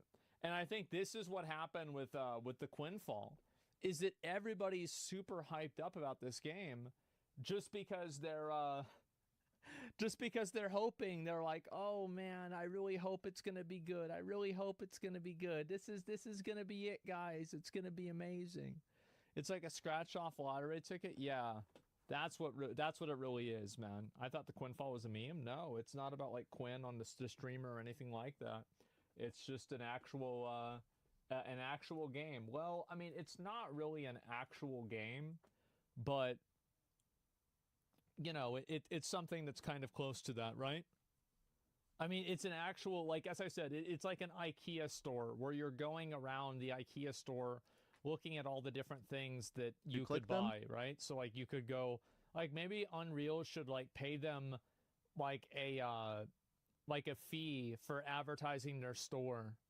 You know, like you could, maybe the Quinfall is just a sponsorship for the Unreal store. I think that must be it, guys. Yeah, a free closed beta. Yeah, I mean, it's gaming sold normally.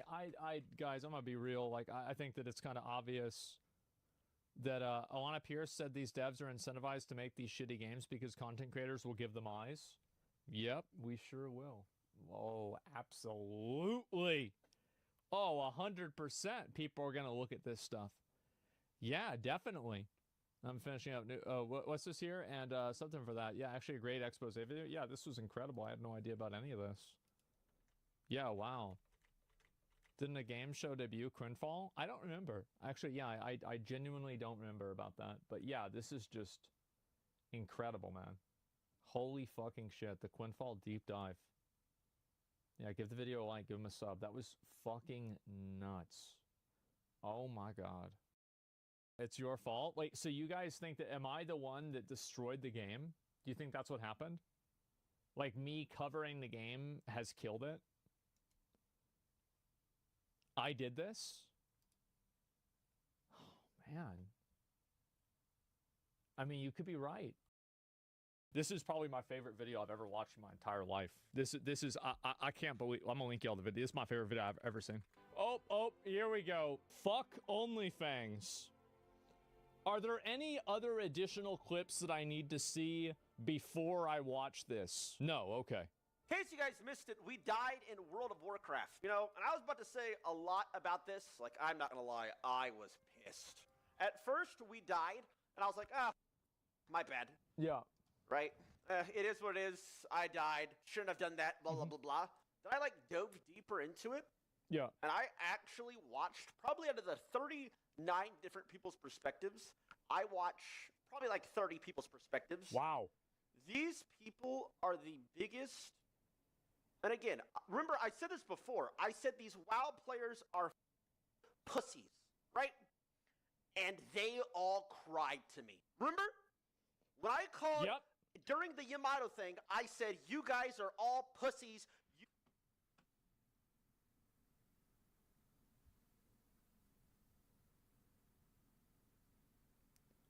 Nobody wanted to listen to me.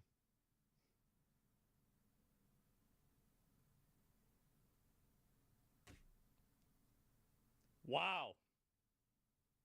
How about that? Yep. You weren't jumping in anyway. And they were like, well, don't call us pussies, bro. No, you don't know what you layered. Like, they are absolutely pussies. I told myself I wasn't going to crash out. I'm about to crash out. Like, I made a whole notepad of exact timestamps of what I've done. I'm better than that. It was some of the most degenerate shit I've ever seen in my life. Need some accountability. First of all, like, obviously nobody listened to the call. There were a couple good people that did listen to the call. Whatever. Was it a bad call? I don't think it was necessarily. It was 100% late. Yes, but that is the point. You stupid, degenerate, bitch ass WoW players. That is the point. Yes. Me raid leading, that is the point of a new player even raid leading. To cause bad situations. Right? And if you just see a bad situation and you're like, that, I'm not following, it's a bad call, what is the point of even having new people raid lead? If you're just going to say them. Nobody wants to sit there and watch you disgusting sweats min-max molten core for 20 years straight. This is so cathartic for me to watch.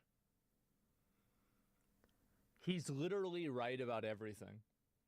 And this is why every time that WoW gets popular, like, Peekaboo has retained a pretty good amount of viewers because I think he's actually got a good personality. But it's ironic because Peekaboo is probably, like, I'm just going to say it, Peekaboo's better than any WoW Classic player. And it's, like, not even close. He's like a rank 1 gladiator retail rogue. Like, it's not even the same universe. But that being said, a lot of these people that are WoW streamers are so boring. They're like black holes of charisma that literally nobody else wants to be around. And this is like their only opportunity to get noticed by anybody other than the people that, like, they're, you know, like streaming Mythic Plus to or doing their, you know, like re-clears to. It's so obnoxious. And he's completely right. It's like, yeah, nobody wants to see you do Molten Core the same way that they've seen it 50 other times. The reason why Tyler 1 was put in charge of raid leading was to make things chaotic. That's why nobody watches in the first place. Until OnlyFans. So if you're just going to roach out when something goes wrong and blame a bad call from a person who's never raid led in the first place, why are we even here? Right? Like, the truth is that every single person in the raid, like, if I didn't receive a single call, I would have stayed in and killed Baron Geddon. I would have, because that's the right call to make, and that's the best way to do it. Especially with the boss being in that position, and, like, any good player would have done that. So much, like, by the way, my Twitter is just spammed. Well, he should have pulled the boss back. Yes, bro, in a perfect world, I would have pulled the boss back. I f***ed up. So what are we going to do about it? Are we all just going to stop playing? Apparently, because if things don't go... Well, this is what happens. Because this is the reason why WoW players are stupid. Is that if you have one thing go wrong, none of them know what to do. I don't think Tyler 1 went into this understanding how stupid WoW players really are. These are people that have played the same game for 20 years and they're still bad at it. And it's a game that has 2 buttons and 3 mechanics.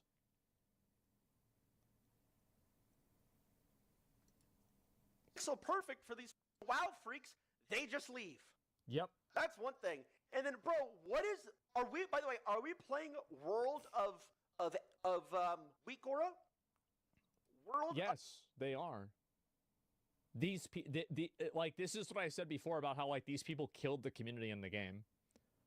Is that WoW catered the game to people like this. Or, like, there's weak auras, parsing, you know, Season of Discovery hard modes. Everything about the game is for sweats. It's hardcore, so you can lose more, so they play safe. You don't understand.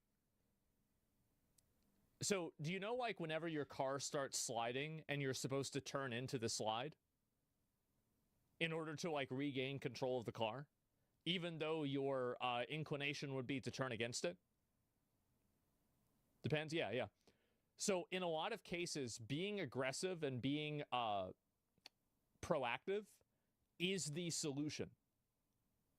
So, when you roach out, in a lot of cases, you actually increase the probability of losing. Of add-on? Bro, I was watching 95% of their POVs, and there's this, like, huge pop-up that, like, pops on the screen explaining every boss mechanic in real time. Yes, that's correct. So, for instance, that thing started happening, a huge pop-up this big appears and is like, run!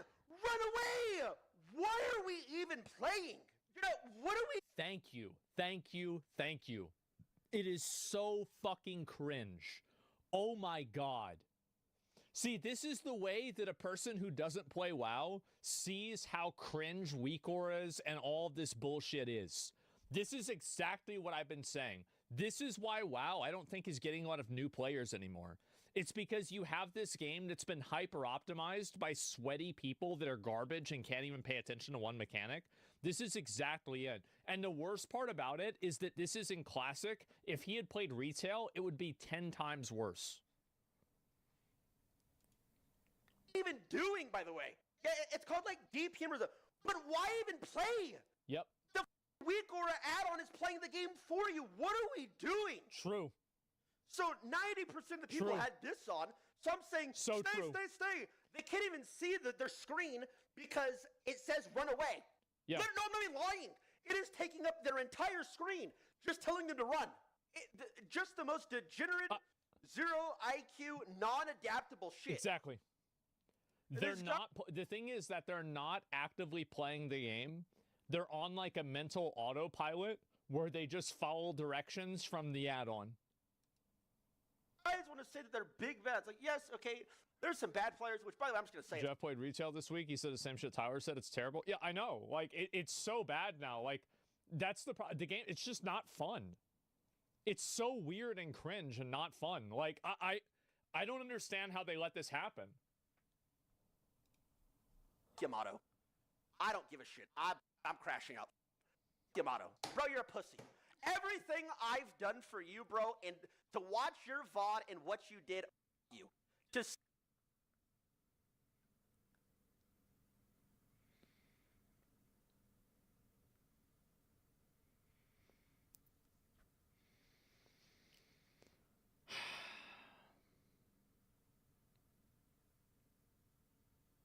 There's things that I'm right about immediately, and there's also things that I'm right about, but not yet.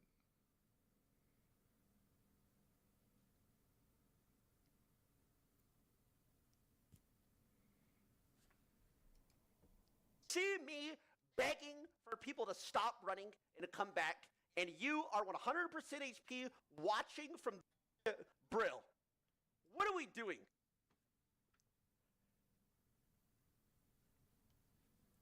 He did the same thing with Pirate. And I called it out and everybody got mad at me. Because people were so much with a hate boomer for Thor that they couldn't see sense. It's the same fucking thing. Once a rat, always a rat. That's it. This is so sweet. I knew it. See, like, I nobody wanted to listen. That's why I stopped fighting with people. Is because I realized that rationality had left the building. And nobody would believe me. Well, I was right.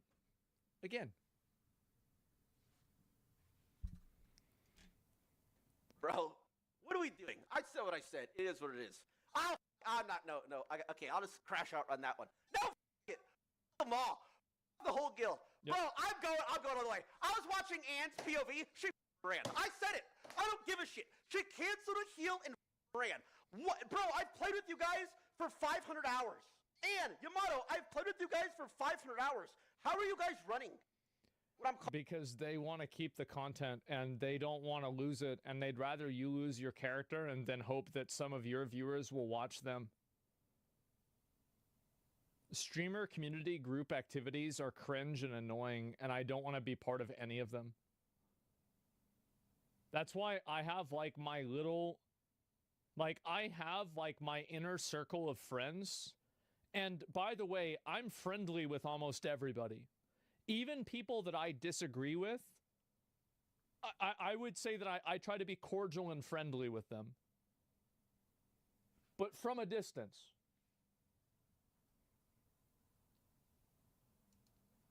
Falling. A healer called like Akua stayed straight there. See, it's like, the thing is like, I mean, because you got, like, I've got my boys, right? I've got, you know, Cody in the chat, and these are Cody's a real life friend, right? Goes back 20 years.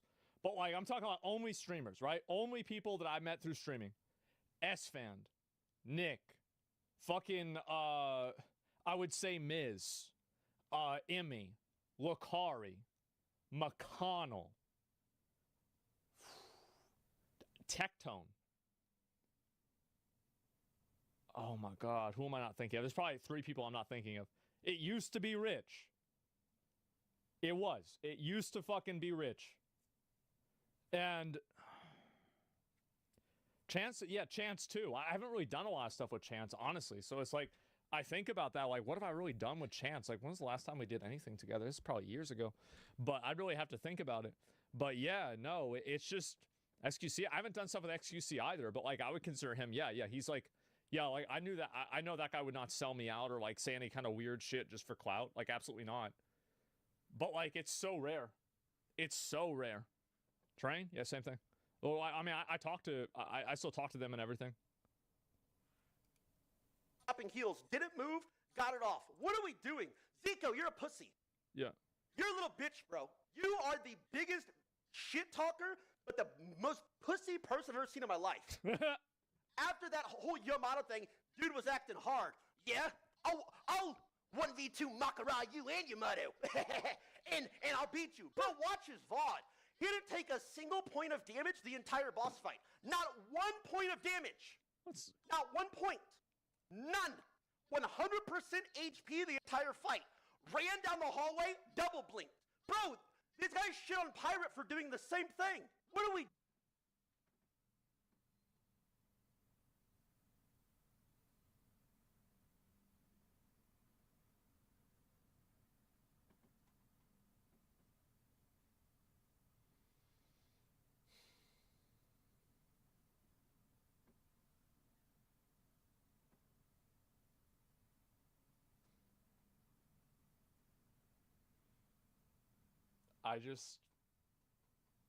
This might be my favorite. I don't think, this might be my favorite video I've watched this week, man.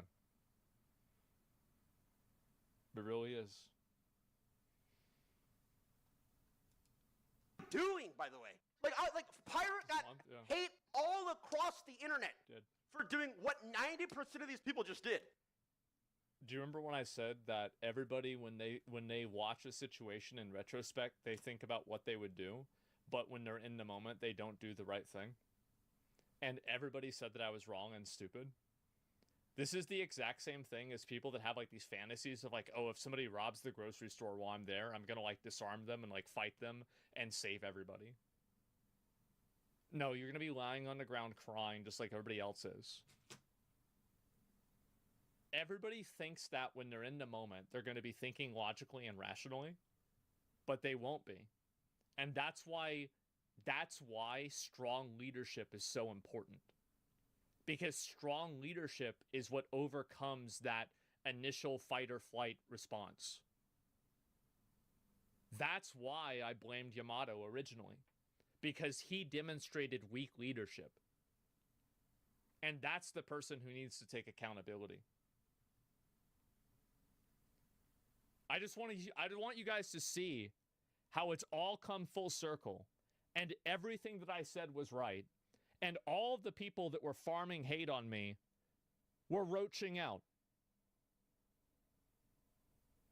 I was right about everything.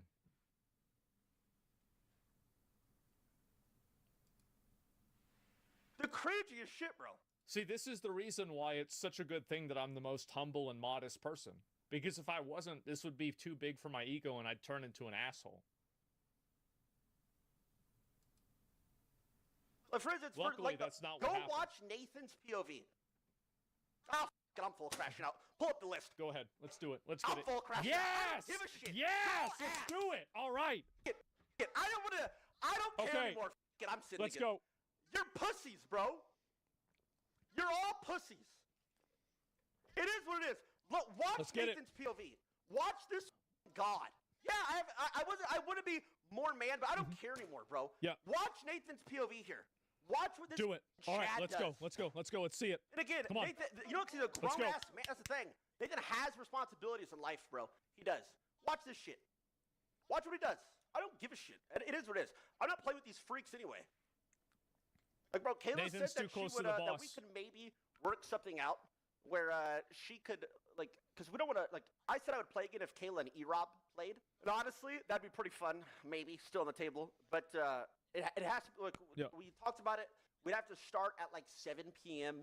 and go to, like, midnight after Sailor's asleep. It's too much We don't work, want to man. sack hours, like, with Sailor to play a Way too much work. Which, by the way, like, dude, these raids are miserable anyway. Yeah, it's not fun. They are, bro. These guys don't shut the f up. None of them shut the f up. 30, like, I thought. Dude, that's why I couldn't watch any of the, like, OnlyFans, like, meetings or stuff, is that every streamer was trying to say the funny thing that would get clipped and have people talk about them and have people go to their stream. Everybody was trying to be the main character. Dude, I meet the meetings? Yeah, I know. It's just, it's so annoying. Because there's foreign people trying to get a clip in? Exactly. Well, like, Cody, like, you know, because you were in the military, right? And so, like, you know, when it's like, it's time to shut the fuck up. And like, I wasn't in the military, but my dad was. And he fucking treated me like I was in the military in a lot of cases. And so, yeah, like, I know when it's time to shut the fuck up and just sit down and follow fucking directions. Not just, oh, but I've got a fun, hey, funny comment. hey, look at me. I'm goofy. TTV, by the way. It was just, oh, well, Fucking soda. cringe. I was playing that first soda pop So raid. fucking I was like cringe. so bored halfway through. I was like 60 beats per minute. People were just yapping the whole Yeah, time about exactly. irrelevant shit, backseating, just Yep. doing all this cringe shit. My raid, Yep. it was the same thing. I watched the Miskiff raid. People were doing it as Oh. well. People ask a billion questions. Bro, if I can shut the f up during Soda Poppin's raid, I promise you can shut your mouth. Exactly, yeah. And that's the thing, is that the reason why Tyler can shut the fuck up is because he doesn't need to say something funny so he can get 30 more viewers on his next stream. That's the reason. It's the same with, like, Chance. It's the same with, like, like, it's always these, like, smaller streamers that are trying to, you know, stick out and get noticed. I promise you can. I promise your 50 viewers do not give a shit, right? I promise they don't. And if they do give a shit, nobody else cares. That's why you only have right. 50 people watching. That's Like, right, shut up. yes! Respectfully. That's right. Again, I'm full crashing out. Shut I the don't care. fuck up. I don't care. I don't care. I can't stand any of these people. Okay, not any of them. Anyway, sorry, I got sidetracked. Yes. Sorry, I have all this pent up rage from like Friday, Saturday, Sunday. I don't care. Like, I'm not saying my call That's right. wasn't the like, bro. I'm not telling them to jump into lava and suicide. Is it the best call? No. It was the boss in a position? Yes. Can I play it better? Yes. At the end of the day, I called these people who were supposed to be like sweats to back me up and help, and 25 people ran. You're pussies, only Roach. roaches. Name swap, please. Only If Soda roaches. Poppin' name changes the guild to only roaches, officially, maybe I'll come back. Anyway, sorry, I got sidetracked. It's So true. anyway, It's true. Nathan's an absolute Chad. Like, Nathan's an absolute Chad. Nathan's in the front of it, Look at that. taking damage, whatever. Nathan's a completely. fucking moron. Should have never been there. Should never been in that position to begin with. But, you know, it's fine. Adamant. Watch this. He turns around perfectly out of range. He starts wanding. Yep. He starts. I'm yelling, finish! Don't run! He turns around and starts Wait. wanding. Why? Wait. Wait a second. Why does this guy have a bunch of red stuff around him? Who's this? Wait, what the hell is this guy doing? What's that red stuff around him? Uh-oh. Like, bomb? Who gives a shit? Gets hit by the bomb anyway, whatever, lives. Giga check. Yeah, he'd be fine. Yeah, he's 0. That's what I'm saying. He's 0 mana, and he's still turned around and wanded. Beautiful. Thank you, Nathan. You are a god, bro. That's right. Respect to you, Nathan. That's right. That is what I'm talking about. He Good played job. the game. Respect, bro. Now let's watch somebody He was who in it. He was in it from the beginning. has mana POV. Shall we? This is a super sweat, by the way. Zico. Sweat, by the way. This was be a super sweat. Apparently. Apparently. By the way, also in this fight, he got gapped and damaged by Nathan and guess who else? Menko. The League of Legends Teemo One Trick. The Teemo One Trick. First time on WoW, died 10 times. 10 times. He was closing his eyes and picking a random class. By the way. Just saying. Go back in. So whatever, I mean, I want a mouse cam here from Zico.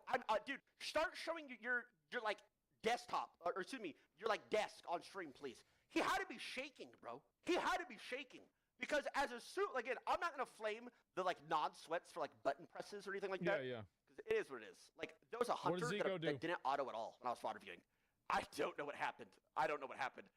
This Jilly girl, by the way, I'll watch her say it. She literally didn't auto for like 30 seconds. I was like, wait, what? I'm not even mad about her not autoing. She ran. 6 seconds. Dude, this game. Where did these people go? Y'all see why I didn't play? You guys see this? I knew it all along. I knew this shit was gonna happen. Running. Anyway. Do we barrier? So whatever. Do this. Zico's whatever in good shit. position, to Not be a fair. point of damage. Zico at very any good point. position. Hand shaking. The crazy is, okay, here we go. We're doing damage. Good shit. Oh! I'm on fire! Everybody out. Mouse hand, by the way. I'm on fire! Everybody back up. Okay, go back in. Everybody back in. 100% HP. 100% HP. Has not taken a point of damage. Now, no damage dealt. Ice blocks air. Probably his mouth. He ice blocked off the ignite mana so he could remain having mana, and he ice blocked it off because he didn't get ignite mana dispelled. Zico, in this case, I don't think completely fucked up. His hand probably slipped and I pressed the key on his keyboard. Shit, man. Let's bomb. Big heals on me. Big heals on me.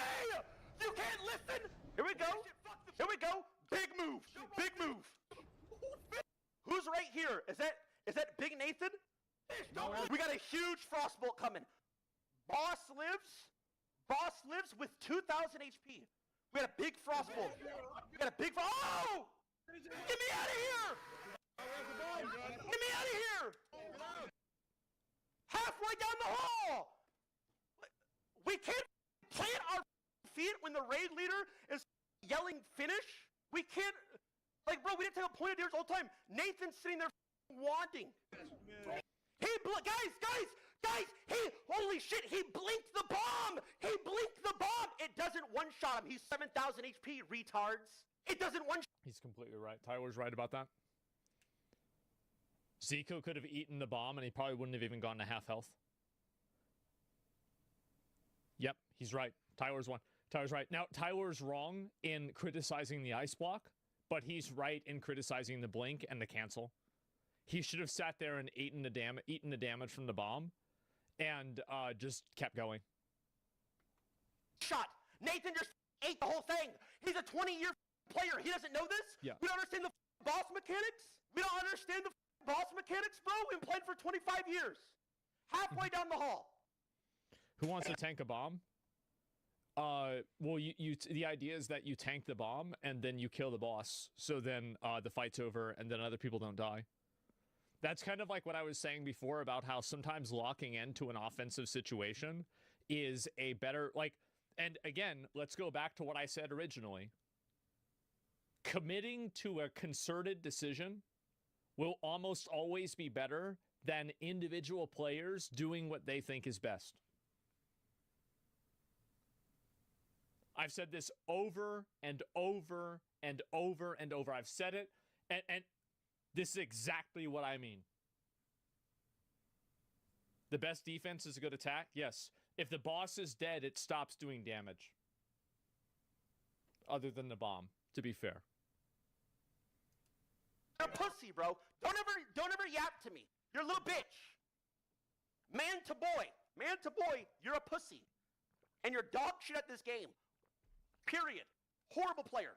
Get that roach off my screen. You're terrible. I love Zico. Zico's amazing. But he didn't need to blink away. And if he had stayed there and kept hitting the boss like the raid leader called, there's a good chance that the boss could have died. If everybody had followed Tyler's call, this would have not happened.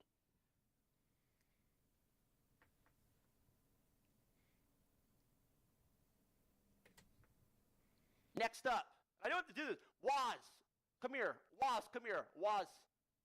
I guarantee avoiding the bomb was a reaction. Yeah, but that goes to what I was saying about the pirate situation again. Everybody will make the right decision in hindsight. Many people won't make the right decision in real time. People fumble in the Super Bowl. That's why leadership is required.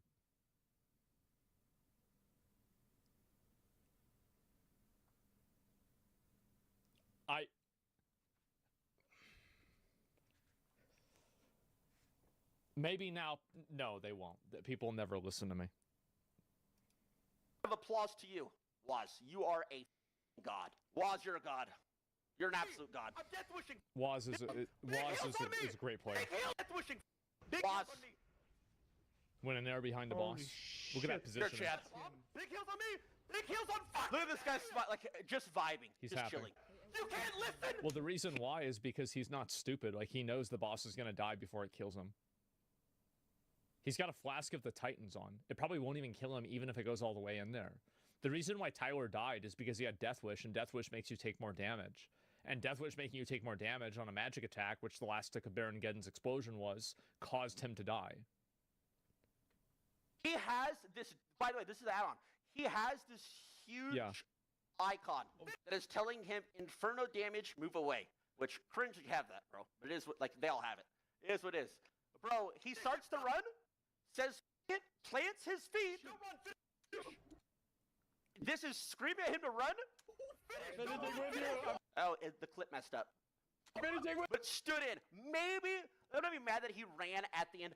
Probably if everybody 100% plants their feet and runs, whatever. He stood in, bro. Congrats. Oh my god, I'm actually dead.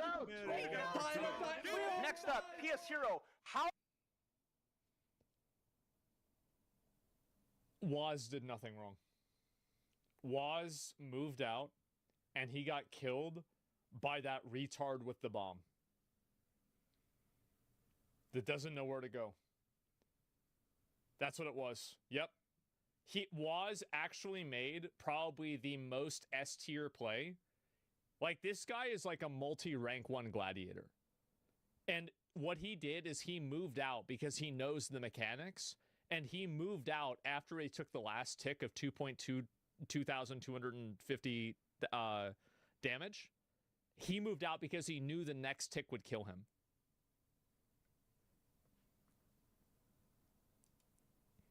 Are you He can't go to the safe spot because Baron's positioned like that? Yeah, he could have. Me on Discord was like, oh, it was so fun to play with you. He just had to go to the wall. Yeah, safe spot was reachable. Yeah, he's a retard. Just a retard bad player, doesn't know what he's doing. When you play like this, by the way, PS Hero, what Just are we panicked. doing, by the way? That's PS Hero drops a, oh, by the way, I'm running. Oh, by the way, I'm running. Oh, Apparently, he was also completely troll-specced as well. Kills on me! It kills on me! PS Hero pop sprint could was it. Everybody's here? Finish it! Finish it. Don't run. Finish it. Don't run. Sprints. Enabled. Finish! He's gone. Goodbye. Let's watch. Let's watch. You can't listen! Finish it! Don't run! Finish! Finish! Don't run! Finish!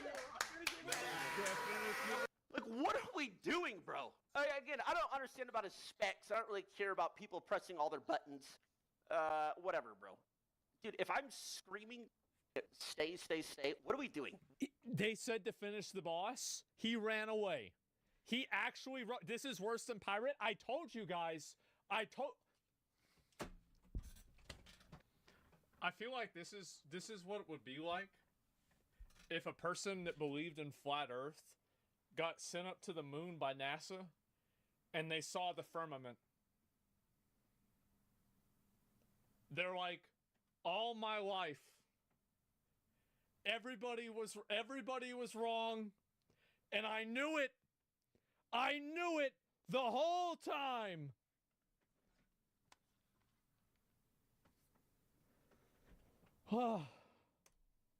This is actually just grief.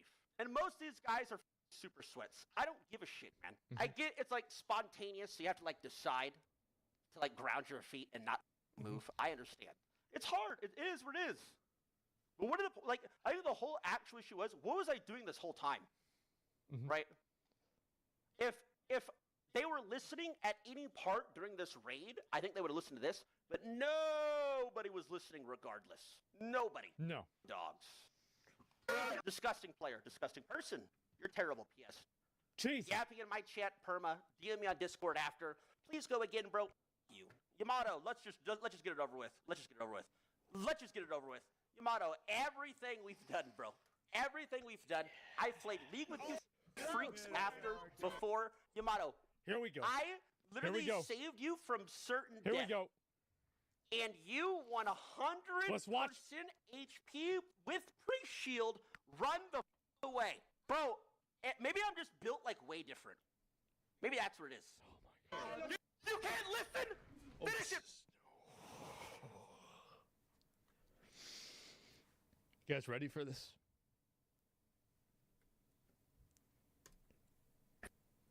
You can't turn around. Can't listen! Finish it! Immediately roaches. Bro, this is the guy that wanted to talk about accountability. This is the guy. He was the first roach, and he was out at 100% HP with a fucking shield on. I said this. Ooh, I said this. At least, bro, Waz moved out at the last tick. Even PS Hero tried to stay in for a bit. This right here, this is egregious. This is disgusting.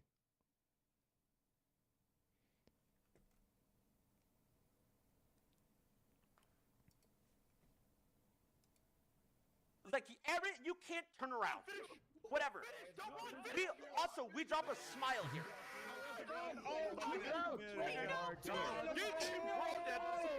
It runs in. We're smiling? Are we like embarrassed? Is that what that is? Oh my Are we God. serious, by the way? Again, Immediately roached out. Immediately fucking roached out. Is he just gonna say you're just wrong and biased as usual?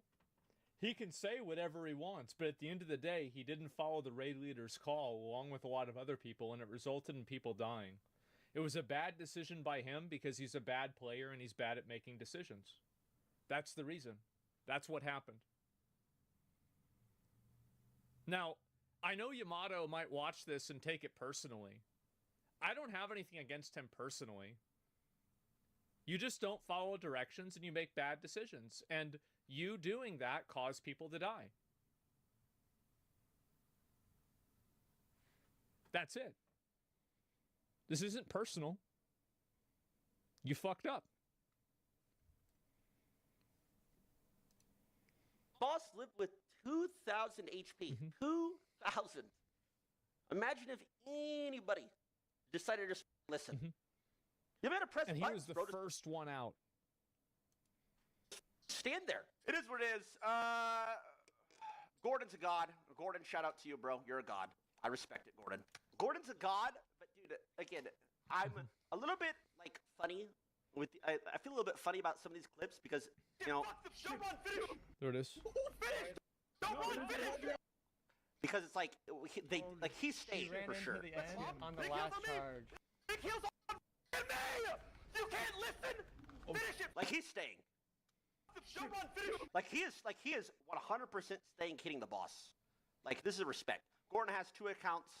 Raid leader was a bad call though? No, it wasn't. If everybody had committed to the call, no one would have died. No, that's the truth. No one would have died if everybody had committed to the call. You follow the directions of the person who's leading the raid, and when you don't do that, you are making a mistake. That's what being on a team is. It doesn't matter what your personal idea of what the best option is. Imagine if everybody did that. Did you fucking say that about Pirate? I absolutely did. Because Pirate followed the directions. They told him to run, he ran.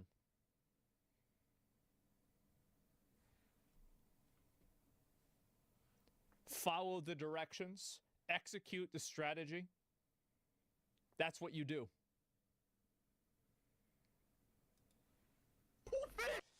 If he doesn't run, this is the whole thing. Like if he doesn't run, he dies. Like you know what I mean? Like the problem is that he's making. This is the issue with having roaches, is that when half of people don't commit, the other half of people that do commit get punished. And then the people that are smart, that are part of the half that's getting punished for committing, run out at the end because they can calculate the speed in which the boss is dying, and they know that they'll die before the boss is dying. But what I'm not saying is that the other half that didn't do that, that calculation wouldn't have happened if everybody had followed the call.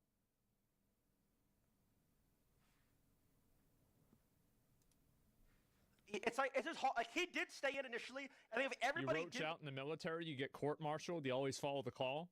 Well, they're getting court-martialed right now. This is the court. This is the court-martial right now. This is accountability.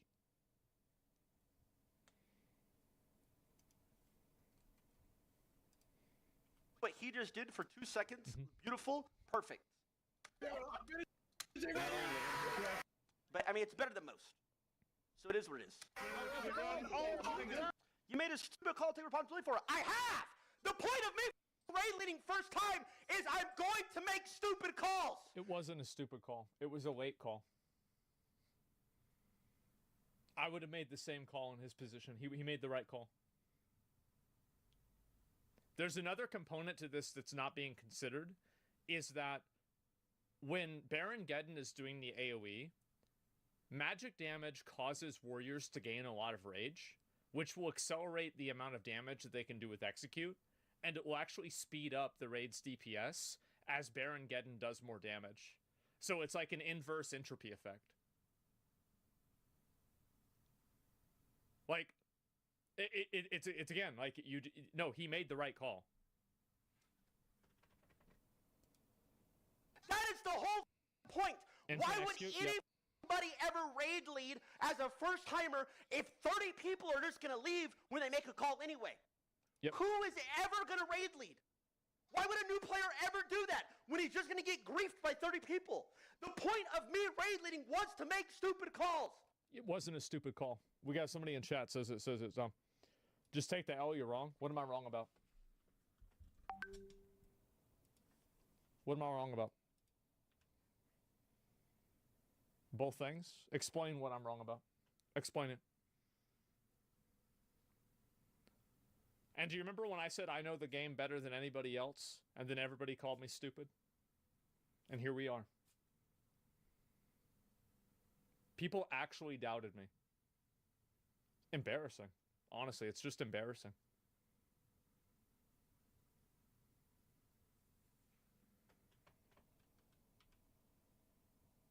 The call was late, therefore it was a bad call. That's fair for you to say that. Sure. But does that mean people should have run away? Sure. Because the call was also made.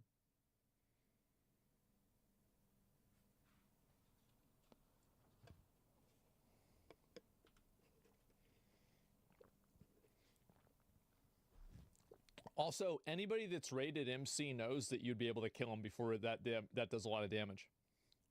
Everybody knows that. Like, if you've played this game before, you would know that. So all these people that are like, I could see a new player that, like, maybe would like, oh, oops, right, I didn't know this. If no one roached out, no one would have died. It doesn't matter. You can't expect 39 other people to all turn all of a sudden when the tactics dictate otherwise. That's not what happened. He called to stay in, and then people ran away. It's simple. If you're running away after he called to finish, then you're not following the calls. It's literally that simple.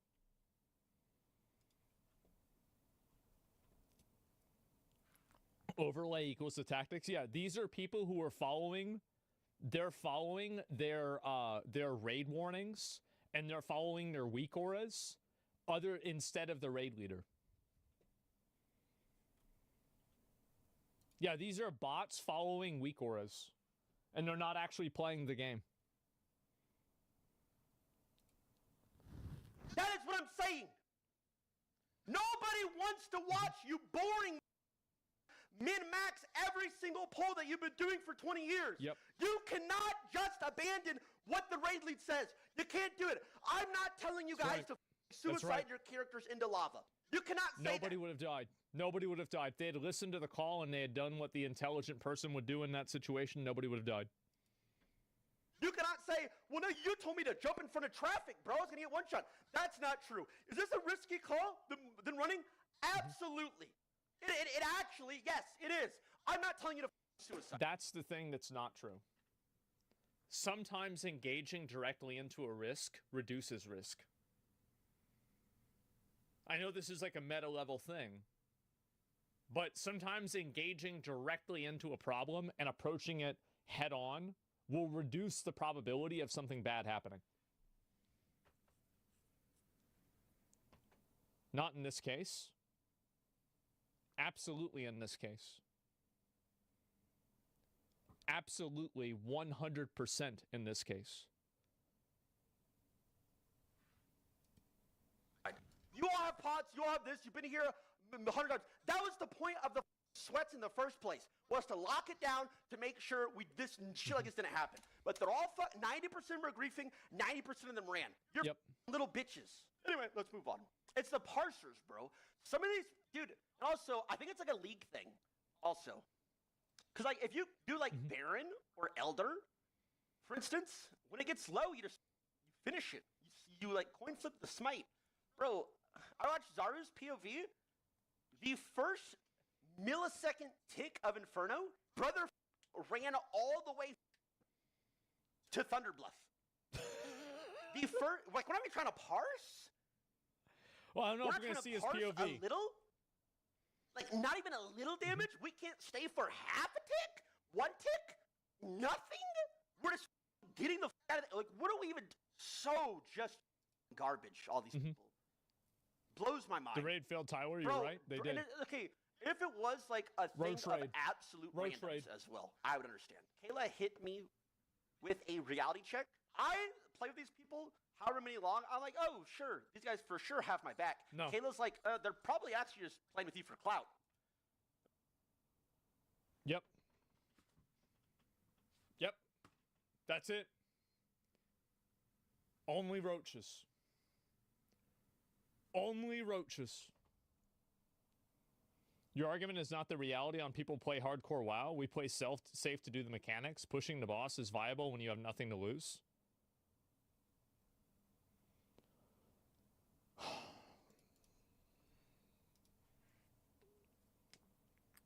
You still don't get it, do you? Playing safe is sometimes playing risky. You wouldn't have lost anything. Anyone would know that. If you're playing hardcore WoW, you've played this game for like probably 5 years. If you can't calculate whether this is a good decision or not, if everybody commits, just quit the game because you're garbage. There's add-ons that will tell you, like, there's people that, like, so people have add-ons for parsing, and the add-ons will tell them, based off of the current speed in which the boss would die, like, how fast it would happen. I guarantee you, if somebody had that add-on on, this boss would have died in 3 or 4 seconds, and it took 10. That's the difference. If you couldn't figure this out at this point, you're trash at the game.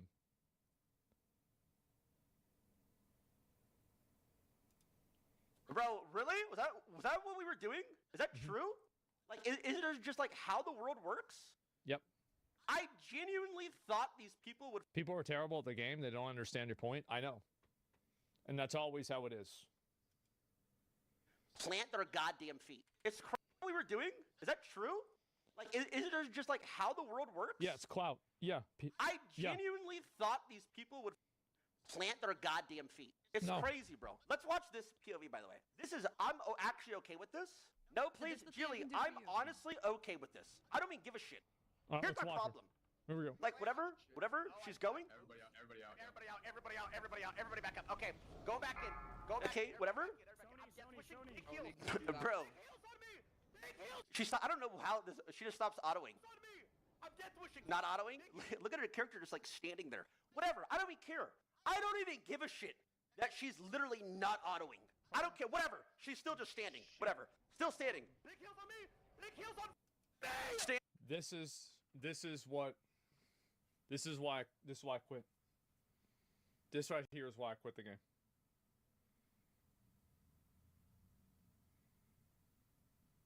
I don't want to do this anymore. Like, I don't want to play with retards. I'm so tired of playing with retards. Cause bad, yeah. I just don't want to deal with it. Like, it's just like, to me, it's not fun. Like, I'm sure she's a nice girl and everything, and I'm not trying to be mean, but like, this is embarrassing. This is the gameplay thing. Like, you're making a mistake in gameplay. It's just like such a huge waste of time. She's Oh my god.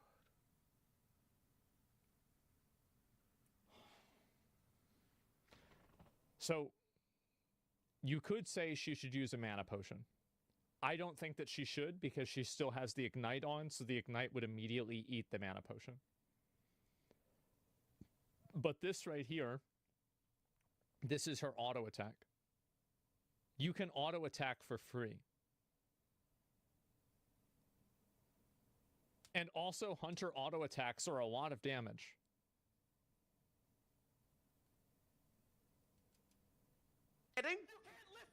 She's not doing anything. Literally doing nothing. Okay, so whatever. The bomb's coming towards her. And also, by the way, if she had used a mana potion, did you see how she took 43 damage there? That's because her passive in-game mana regen is 43, and then the ignite ticked and it damaged her mana, which reduced it, and did the equivalent amount of damage to her character. So she actually made the correct call by not using the mana potion, but she was still standing there like a bot. There is no way she knows this. She does not know the bomb's coming. I'm not buying it. She doesn't even notice she's not auto-attacking. She has no idea the bomb is close. Great point. Great point. Yeah, you can't even figure out if your character's attacking, but you're expecting somebody to know the mechanic. Yeah, absolutely. I think she sees everybody else start running. So then she runs. But my whole issue is, If she was just standing here and just didn't run, but didn't auto attack, I'd be fine with it. I'd be fine. Just stand here. Just keep standing. Just keep, don't auto. Just a second.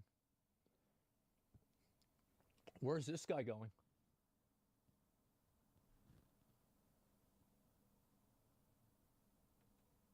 I'd be fine. Just stand here. Just keep standing. Just keep, don't auto, just keep standing. Just keep standing. Don't run. Just don't run. Whatever. So I picked, she's bad. That's what I'm saying.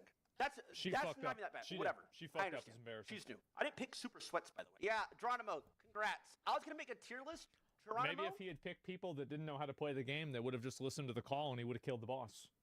But he picked people that didn't know how to play the game and they thought that they knew better than him, and they caused people to wipe. Because people can't respect and put their ego down and follow the call of a raid leader and play as a team. It's sad. It's really sad. And I was going to put hunters in their own class. But the thing about that is, because hunters are like, dude, obviously you're not going to move. You're doing nothing, right? Obviously. Like, it doesn't count. Like, you're not brave. You just sat there. You're just like, come on. Pika's a dumbass. This Pika guy is an idiot. I don't care. This guy's, like, this guy, okay, this guy just died. I don't care. He's, like, this guy didn't do anything. He didn't press anything. He was laughing the whole time. Big heals on me! He listened, but it was like, I'm death wishing. Big heals on me. Like, he's not even. What the bomb? Big heals on me! Big heals on me! You can't listen! Oh, finish it! Don't run, finish! Finish! Don't run! Like, he has intercept. He did roach. I love Pika. He roached. He did. Like,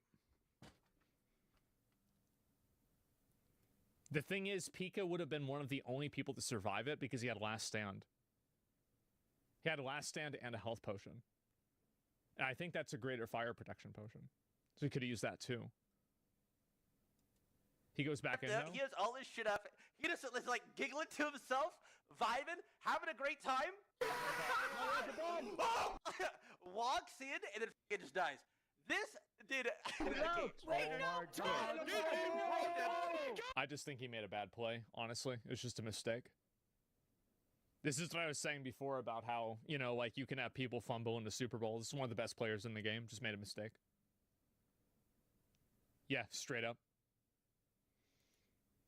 He's played for content. Yeah. He can't believe it. Respect that. It happens? Yeah, it does. Oh my god. Hubert was a good one as well. Hubert fought his demons and won. Hubert did really well. Good job. Good job, hubby. I'll say good job. I mean, dude, it's... Maybe Soda this time, you know, maybe now I wonder how they're feeling about how they didn't want me to make my own guild with Roach out again. Because I could have stopped all this. I could have been the Lich King. I could have kept all them in my guild. This would have never happened. This didn't happen on the first MC last year. Holy shit. Would have never happened. Big heals on me! Big heals on me! Who's parsing? Finish it! Don't run, finish! Hubert, you little pussy ass bitch! You afraid little roach! You've got, look how much fucking, look at how little health he has! You've got execute up! Hit your fucking button! Oh my god, what are you doing?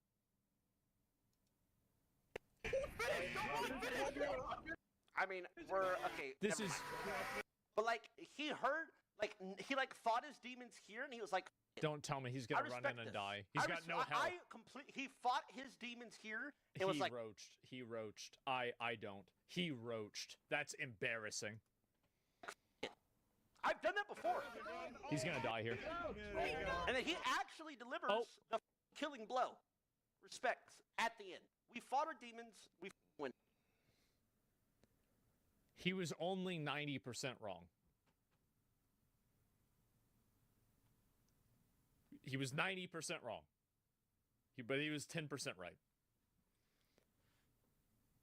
And you guys see, like, so let's do the the seconds, right? And I want to show you guys like how important this is. Who's parsing? 1, 2, 3, 4. I mean, we're 5. Okay, never mind. But like he heard, like that's 4 executes. That's 4 full rage executes with heroic strike queued.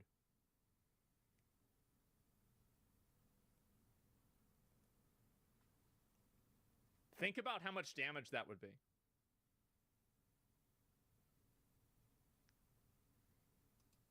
Fought his demons here, and he was like, I respect this. That's why you follow the calls. That's why you do it.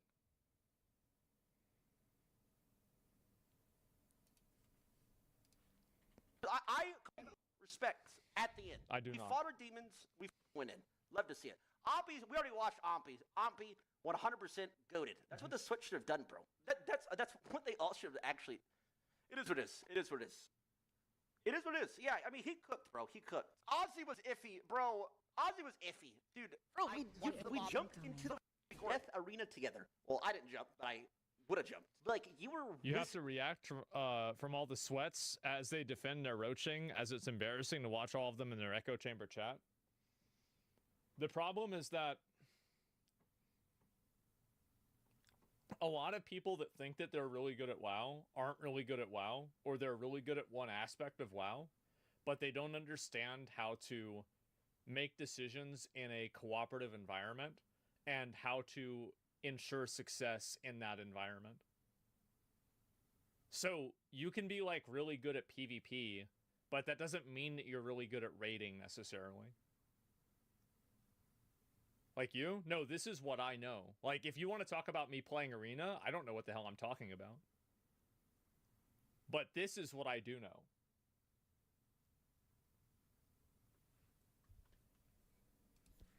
Risking your character for Yamato with Gordon. I was there. We did. Like, dude. Sony. Big heals. Big heals on me. Ozzy, go in. Big heals on me. Now you do big damage here. Yes, Ozzy. Big dick. Big dick, Ozzy. Shit. Execute. Go into Berserk. Go into Berserk. Go into Berserk. By the way, these things are so bad. Look, so like, look at the number. I want you guys to just see the number. The number says 25,000. Each full rage execute from a warrior will do about 3,000 damage. This is nothing. Play the game, not the add-on. What are we doing? Yep. I hate this shit so much. I hate it. You're not even playing. You're just literally having this shit tell you what to do. I can't stand it. I was watching all these clips. All I just would see was this shit. Go run. So whatever. He kind of like half-ass goes in and gets a single right-handed auto. He was parsing before. Like, he was trying to fight his demons. So it is what it is. Look at that. 2,000 health and everybody was alive. Except for Mir. 2,000 health.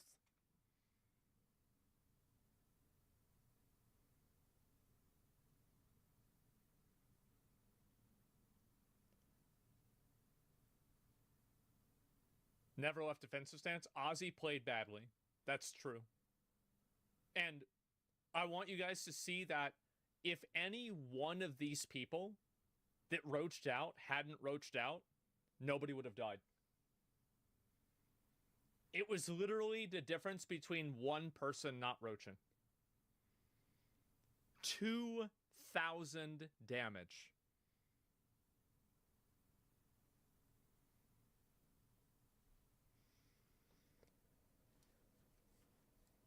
Not a roach if the call was late, I'll take. No. Nope. He called and they ran. It is what it is. It is what it is, bro. There's 30 POVs. If one person wasn't a complete bitch, it was fine. No, he ran into the bomb. Exactly what I Into said. the bomb. Yep. It is what it is. Anna was the only one killing you in the last 6 seconds. I mean, dude, she didn't stand her ground either. You didn't agree last time? I didn't know it was this bad. Yep. Didn't like 3 seconds before that he yelled, "Don't run"? Yes. He yelled not to run and people ran. And the difference between winning and living and dying was 2,000 health about. People running away and not following that call caused everybody to die. That's what roaches do.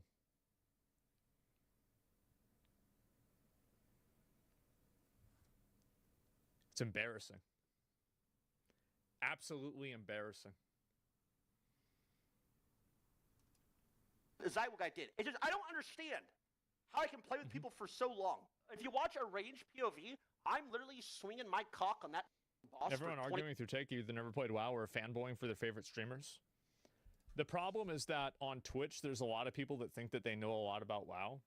But the fact is that I know more about it than basically everybody. That's why whenever I said that in the pirate situation, that everybody who was saying that they would have done everything right and saved everyone was talking shit, because I knew that people in the moment make the mistakes.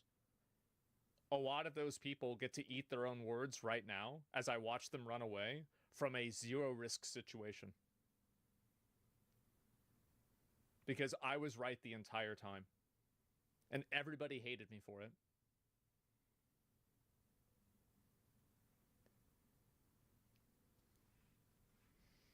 That's why I was a raid leader and a guild master of a cutting-edge guild for 10 years. I know what it takes.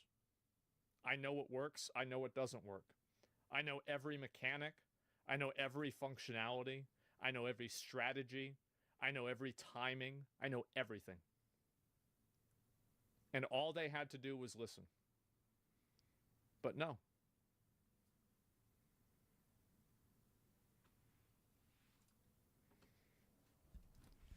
20 seconds alone. Not 20. Why aren't you playing then? It is what it is. I'm going to say, bro, like, what's the point? Like, this is why I'm not playing again. Yep. I said I was going to play with Caleb maybe if we can find the time at night. But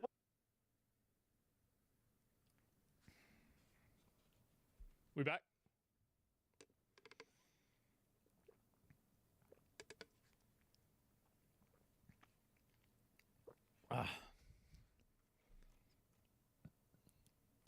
Did you work at Blizzard as a dev for 8 years? No, I didn't have to. If you're defending to roach out on a late call, then you never raided. There's going to be late calls. We're human after all.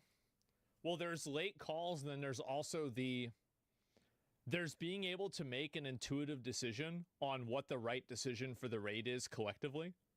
And the intuitive decision for this raid would be to, based off of the fact that the boss is in the wrong position, and most people are at top health, and it's almost dead, the intuitive decision would be to stay inside and keep killing the boss. And a good intuitive player would make that decision. And that's not even counting the raid leader. That's assuming everybody is not even Discord. what's the common point, sense? The only reason I would play is so that I could grief these guys if I ever made it back to raid. Yep. I would actually get the bomb and run into all of them. And if Good. I'm playing for that, is that even worth it? Taunt Veil. It's probably Taunt not. Veil. I can't. That's what you have to do. They're all pussies. They're all losers. Yep. They cry about everything. Bro, Yep. no adaptability. Can't That's do right. shit. You would be like, well, dude, you were the That's by the way, right. raid leader Absolutely. / war Yep. chief. Guys, these guys were crying about like events and shit. Bro, there was one held event. One. It was the hide and seek. What are we doing, by the way? Ugh, pissed me off. It is what it is. You Did had you make fun. the same I mean, call? it wasn't Yes. like I don't think leveling's bad. Dungeons are boring as shit, and raids are miserable.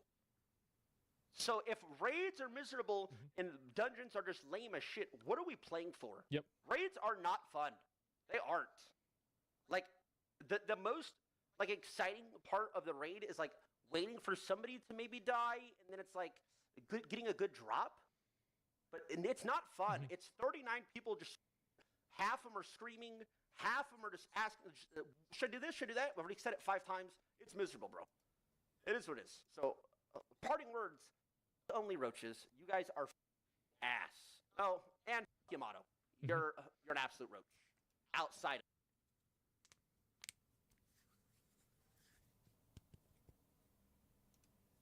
of only roaches. You're screaming all raid? These guys weren't listening. Bro, halfway through the raid, Ozzy just started pulling shit by himself. Geronimo started pulling shit by himself. Guys, pass out in the loot. 3 people run and pull a core hound. Like, it is what it is. Cringe, bro. Like, I don't care that people misclicked or, like, didn't press their buttons. Bro, just listen. I kind of have the same problem in League, too. PS Hero, the audacity to still type in my chat. You are terrible, bro. You pop sprint on the second run call, didn't turn around. Watch what Waz did. Bro, you're so ass. Watch what Waz did. Herd run, instantly turn around. We nearly killed it. I think if all the people that eventually even ran didn't run, it'd be fine. And apparently you were also troll specking. What is wrong with you people? Like, whatever, it is what it is. These guys made a huge deal about Pirate. Like, a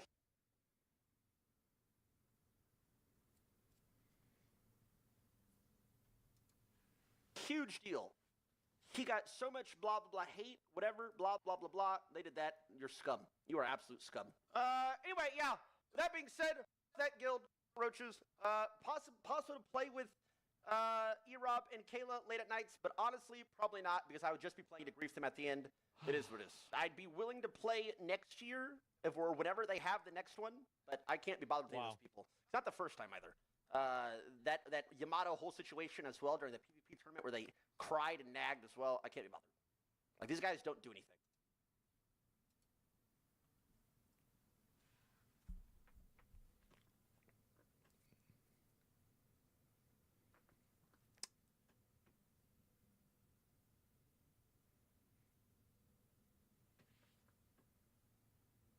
That's crazy. Wow.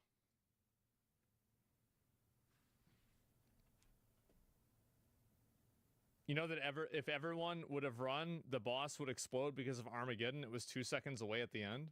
That's not how it works. So Barongeddon has a separate mechanic that when he's very low health, he puts another bomb out at the very end, and there's even an emote that he does in chat.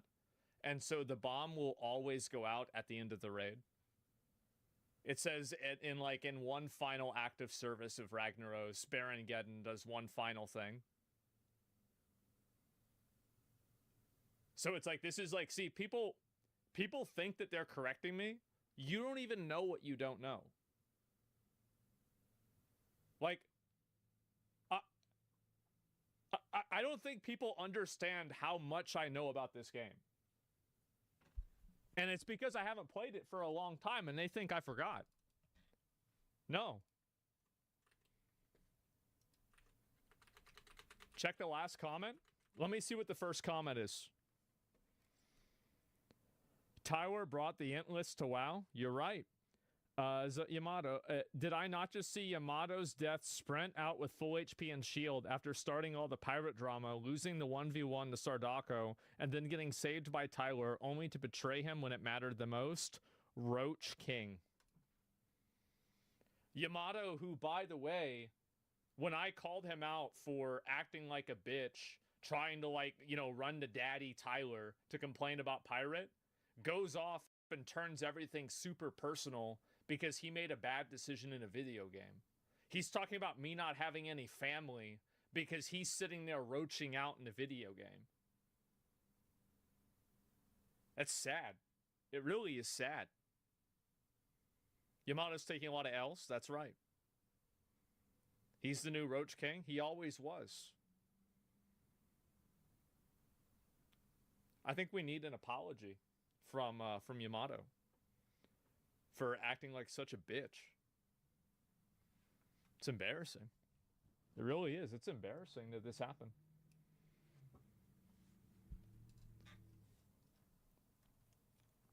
Asmon's avenging Pirate today? I'm not avenging Pirate. It's not about Pirate.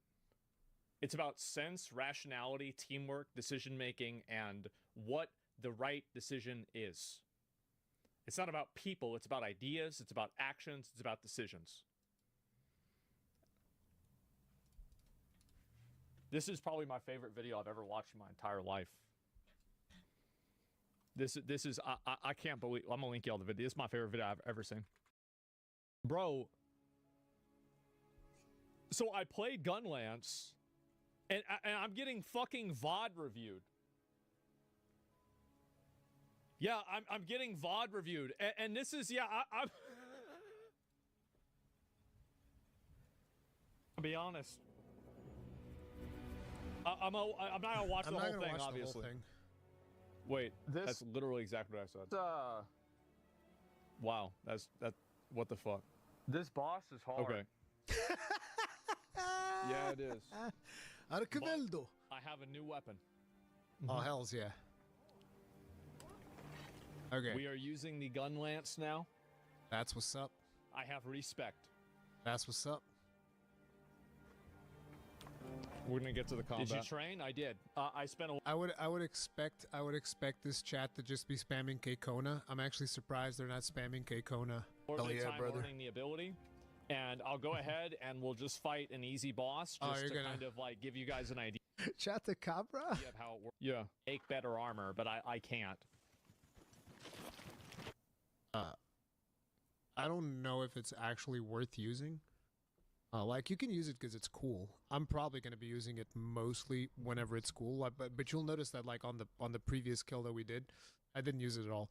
Because what happens with Drake Augur is if you can land it and get, like, some CC, that's really good. But if you are trying to do it and you whiff once, the amount of damage that you lose for trying to do Drake Augur is insane. And it's so easy to whiff. Yeah. That makes it, you know, if you're trying to, for instance, beat these games, it's not a particularly good move to pull off, in my opinion, from the limited experience that I have with the beta so far. So, yeah. What's Drake Augur? The focus strike. Drake Augur is the focus. So, if I pull this up, right, yeah, if you fuck it up, let's see what he thinks about the way I played. You understand that these bosses, the conditions that they put these in these betas, these are like for experienced players. Mm-hmm. So it's hard.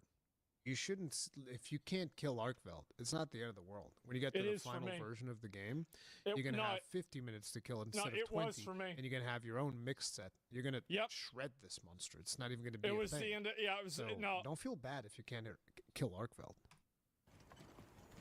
It's not the end of the world. Nope, that was bad. I should have killed it. And to be fair, I actually did kill it. Because a lot of the speed kills of Arkveld are people trapping the boss. And I could have trapped the boss, but I wanted to ego it and kill the boss because I thought it would look better for stream. Now, the result of that was that I didn't kill the boss, and I just died and nothing happened. So that was kind of bad. Do I even on time limit war-wise? I think it's like the monster would run away, right? I mean, like if you're fighting like a buffalo or something like that, eventually the buffalo would run away. Yeah, of course. Okay. I think that's kind of like the thinking, isn't it? That's at least what would make sense to me. Sneak, good job. I wish we could see if he's got Skull. Skull? I doubt he's dealt enough damage for it. Because he went panic mode plenty of times. Yeah. I did.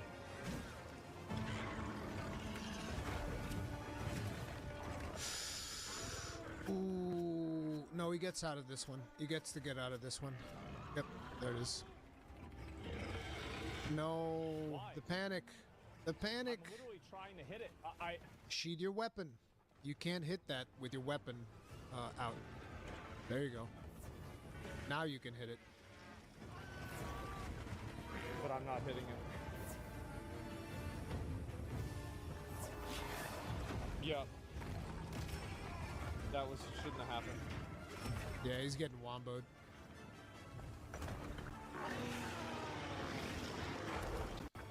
I remember what happened here. Ooh. All right. There it be. There it be.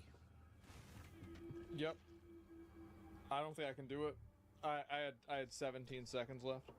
He absolutely can do it.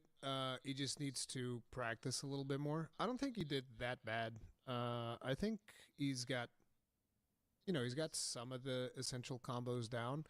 What happened in that attempt is that he panicked. I need to learn how to do that combo where it's the first attack and then it's all the shots and then it's the extra shots after that. Like, if I can figure out how to land those combos, then I'm going to kill this boss in 10 minutes. Like, that's the thing that's holding me back.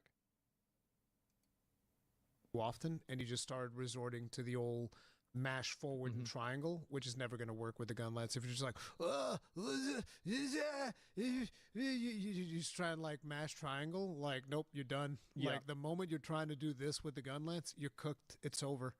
Like that. No, gun lance is a much more technical weapon. So you want to be like blocking, parrying, doing the things. And he was blocking and parrying. Okay, all right. It's like Yeah, when at the start of the stream, when he's fighting the Chatacabra, you can see him like going in, doing like his oh man white sweep into worm stake full blast. Oh man, look at this. Oh man, brah brah, and then into the fucking oh man, gonna go into wyvern fire. Yeah, let's go. And then what happens? The worst part about it is that's exactly the way that I was feeling in my mind.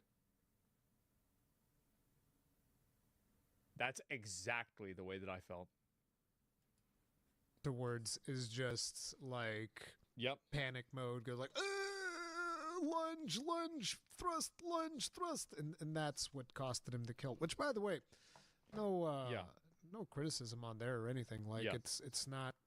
If you're just starting out trying to play the gun lance, you're not going to be a god tier gun lance player. Hell, I've been playing the gun lance for God knows how long, and I'm not a god tier gun lance player. So it's what hard, it is. Man. But I think he did okay. I think he can definitely kill it. I think the biggest problem is that he gets flustered whenever he's failing a video game, and he gets frustrated.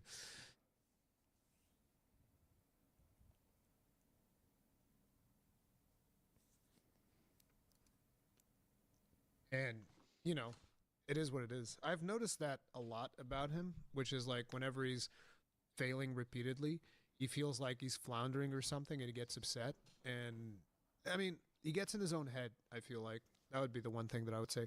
If he gets out of that space, like he could probably like stop streaming, go play the game, and he would probably beat it easy.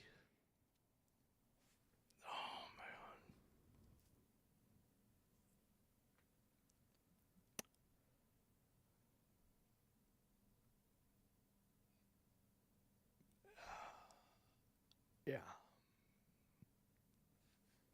Watch 5:10. Okay. Gain a lot of ground. I think that's one of the best ways of closing distance. So what you do.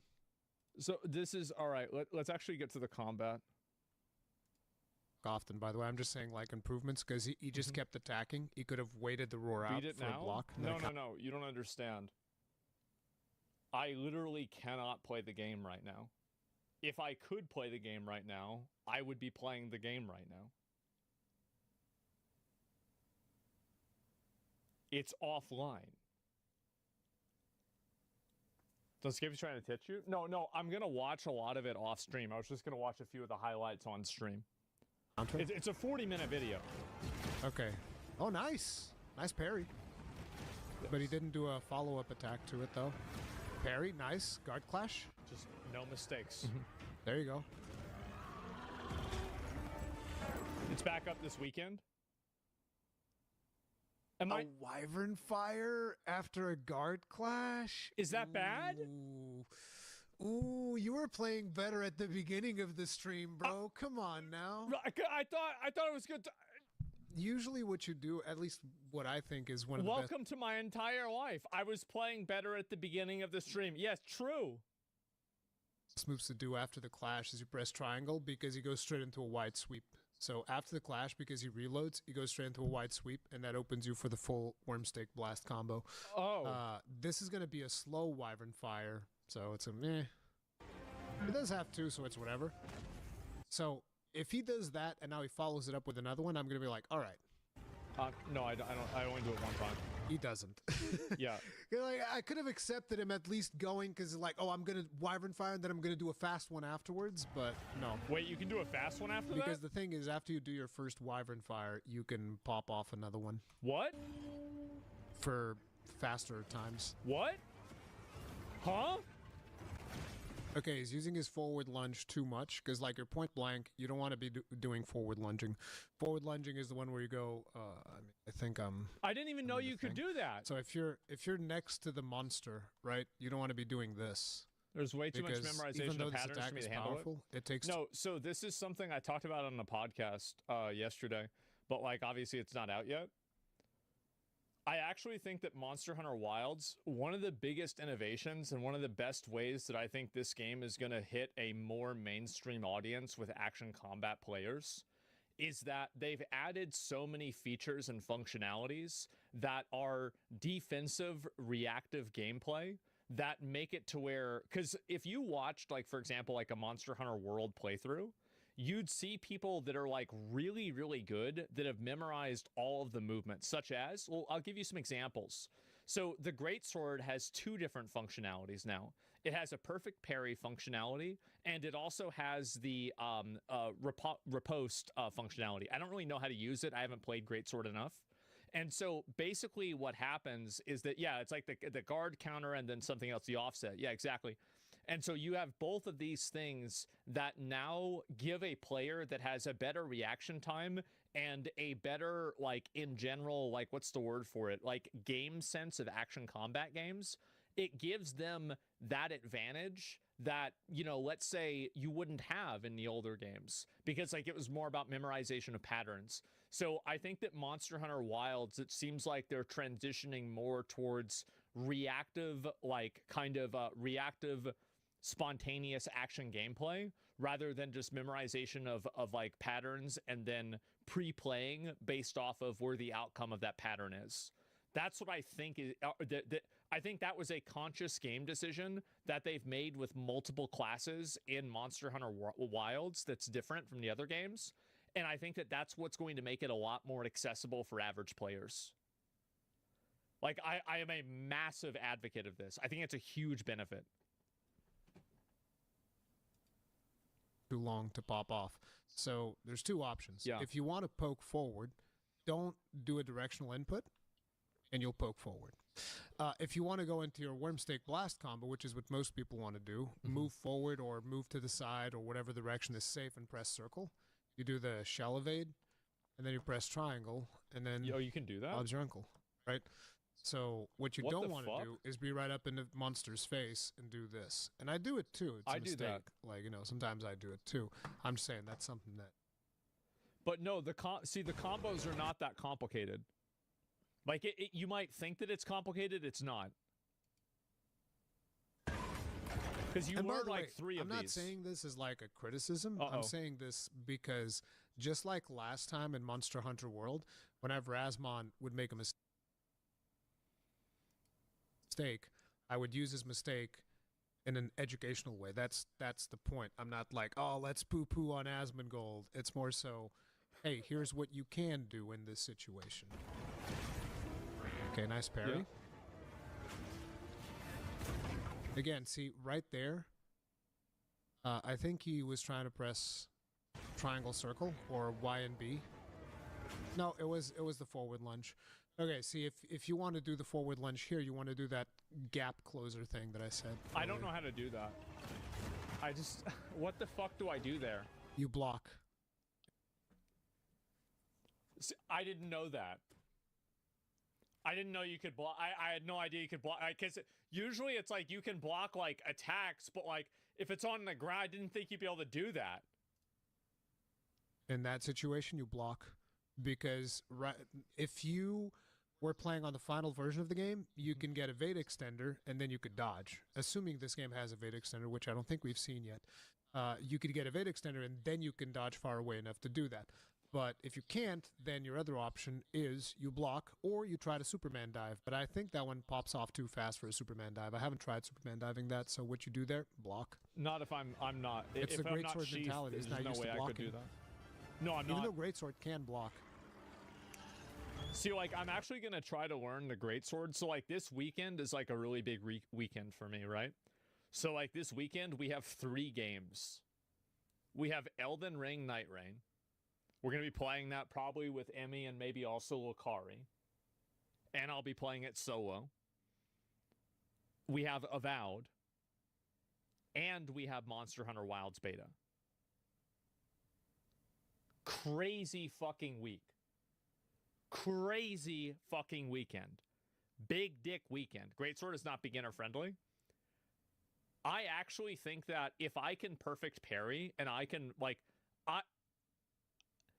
personally, especially after my second day of playing Gunlance, I think that my parries are actually good.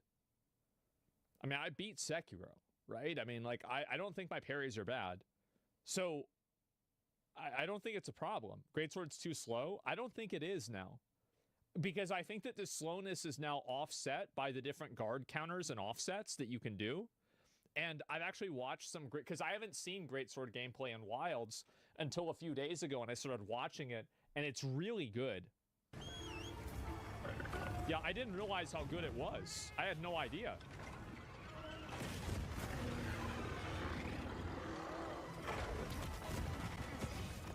You can Another TCS thing now? here. Yeah. He popped off the Sacred and hit triangle.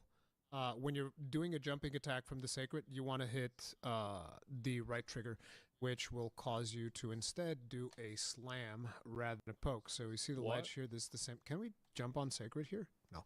So, but jumping off of the ledge is the same thing as jumping off a Sacred. So if you jump off of a ledge, press triangle, you do the poke.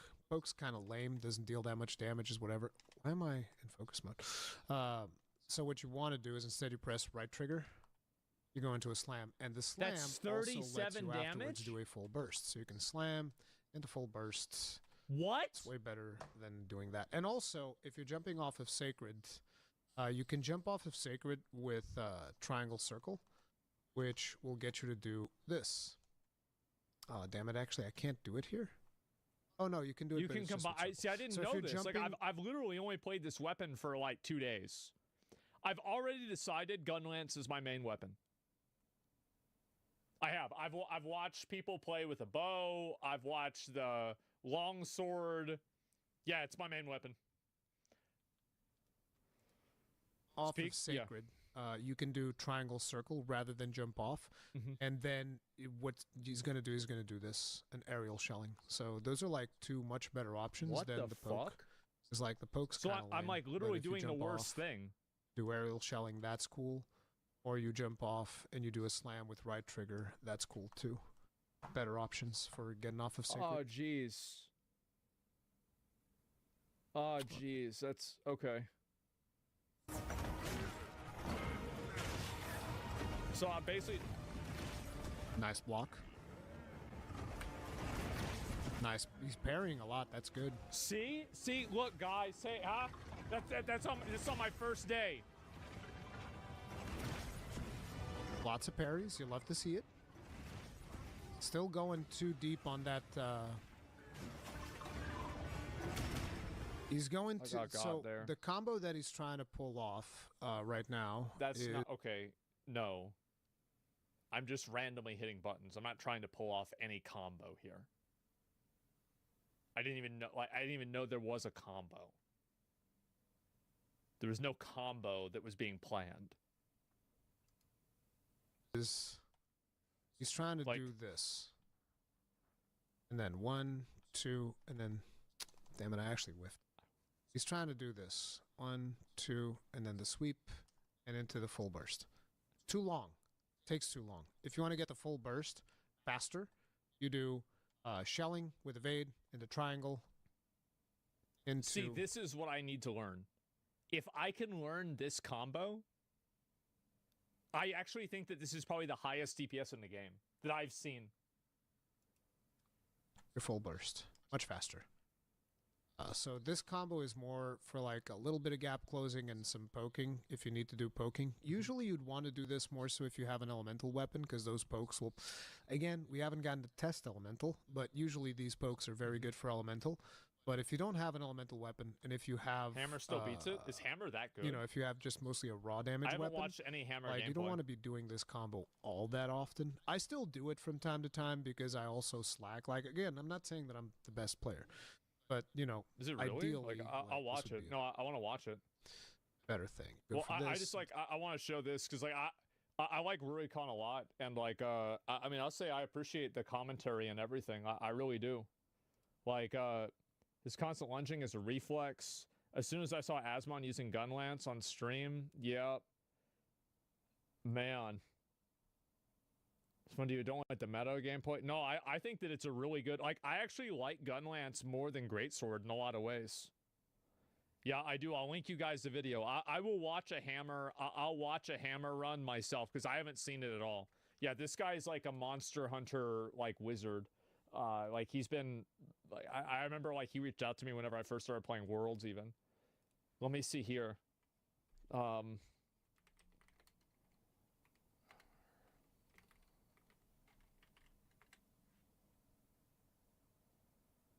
Okay, so. Hammer's the mightiest weapon.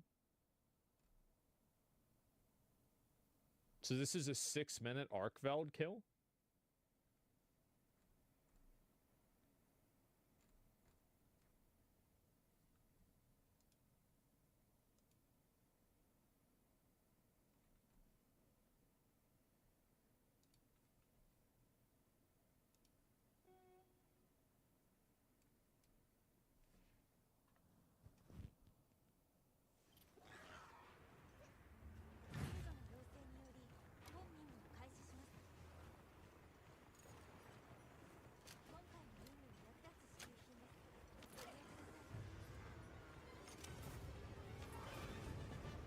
Trying to do a pitfall trap.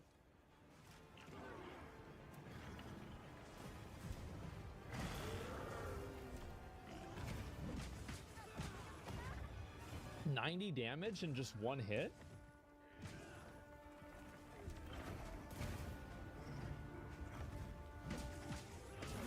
Oh, he already knocked him down. He's not even.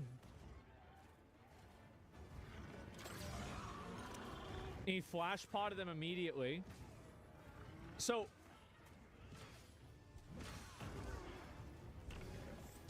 56 fucking damage just hitting him.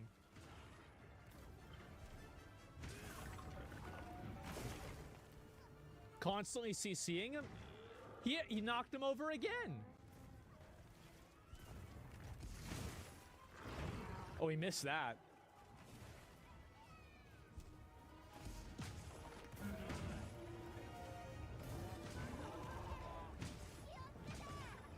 But he just...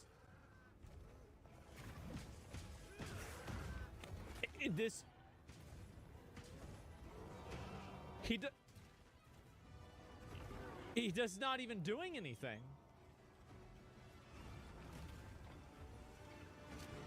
This is stun? Yeah, I don't even know. This is crazy.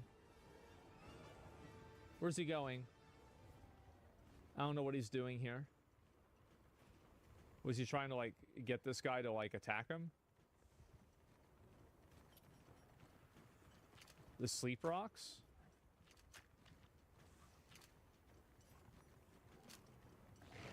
What the hell?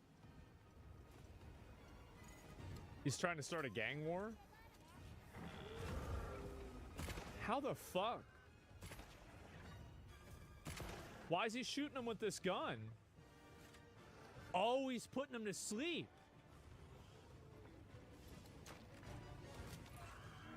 What the fuck?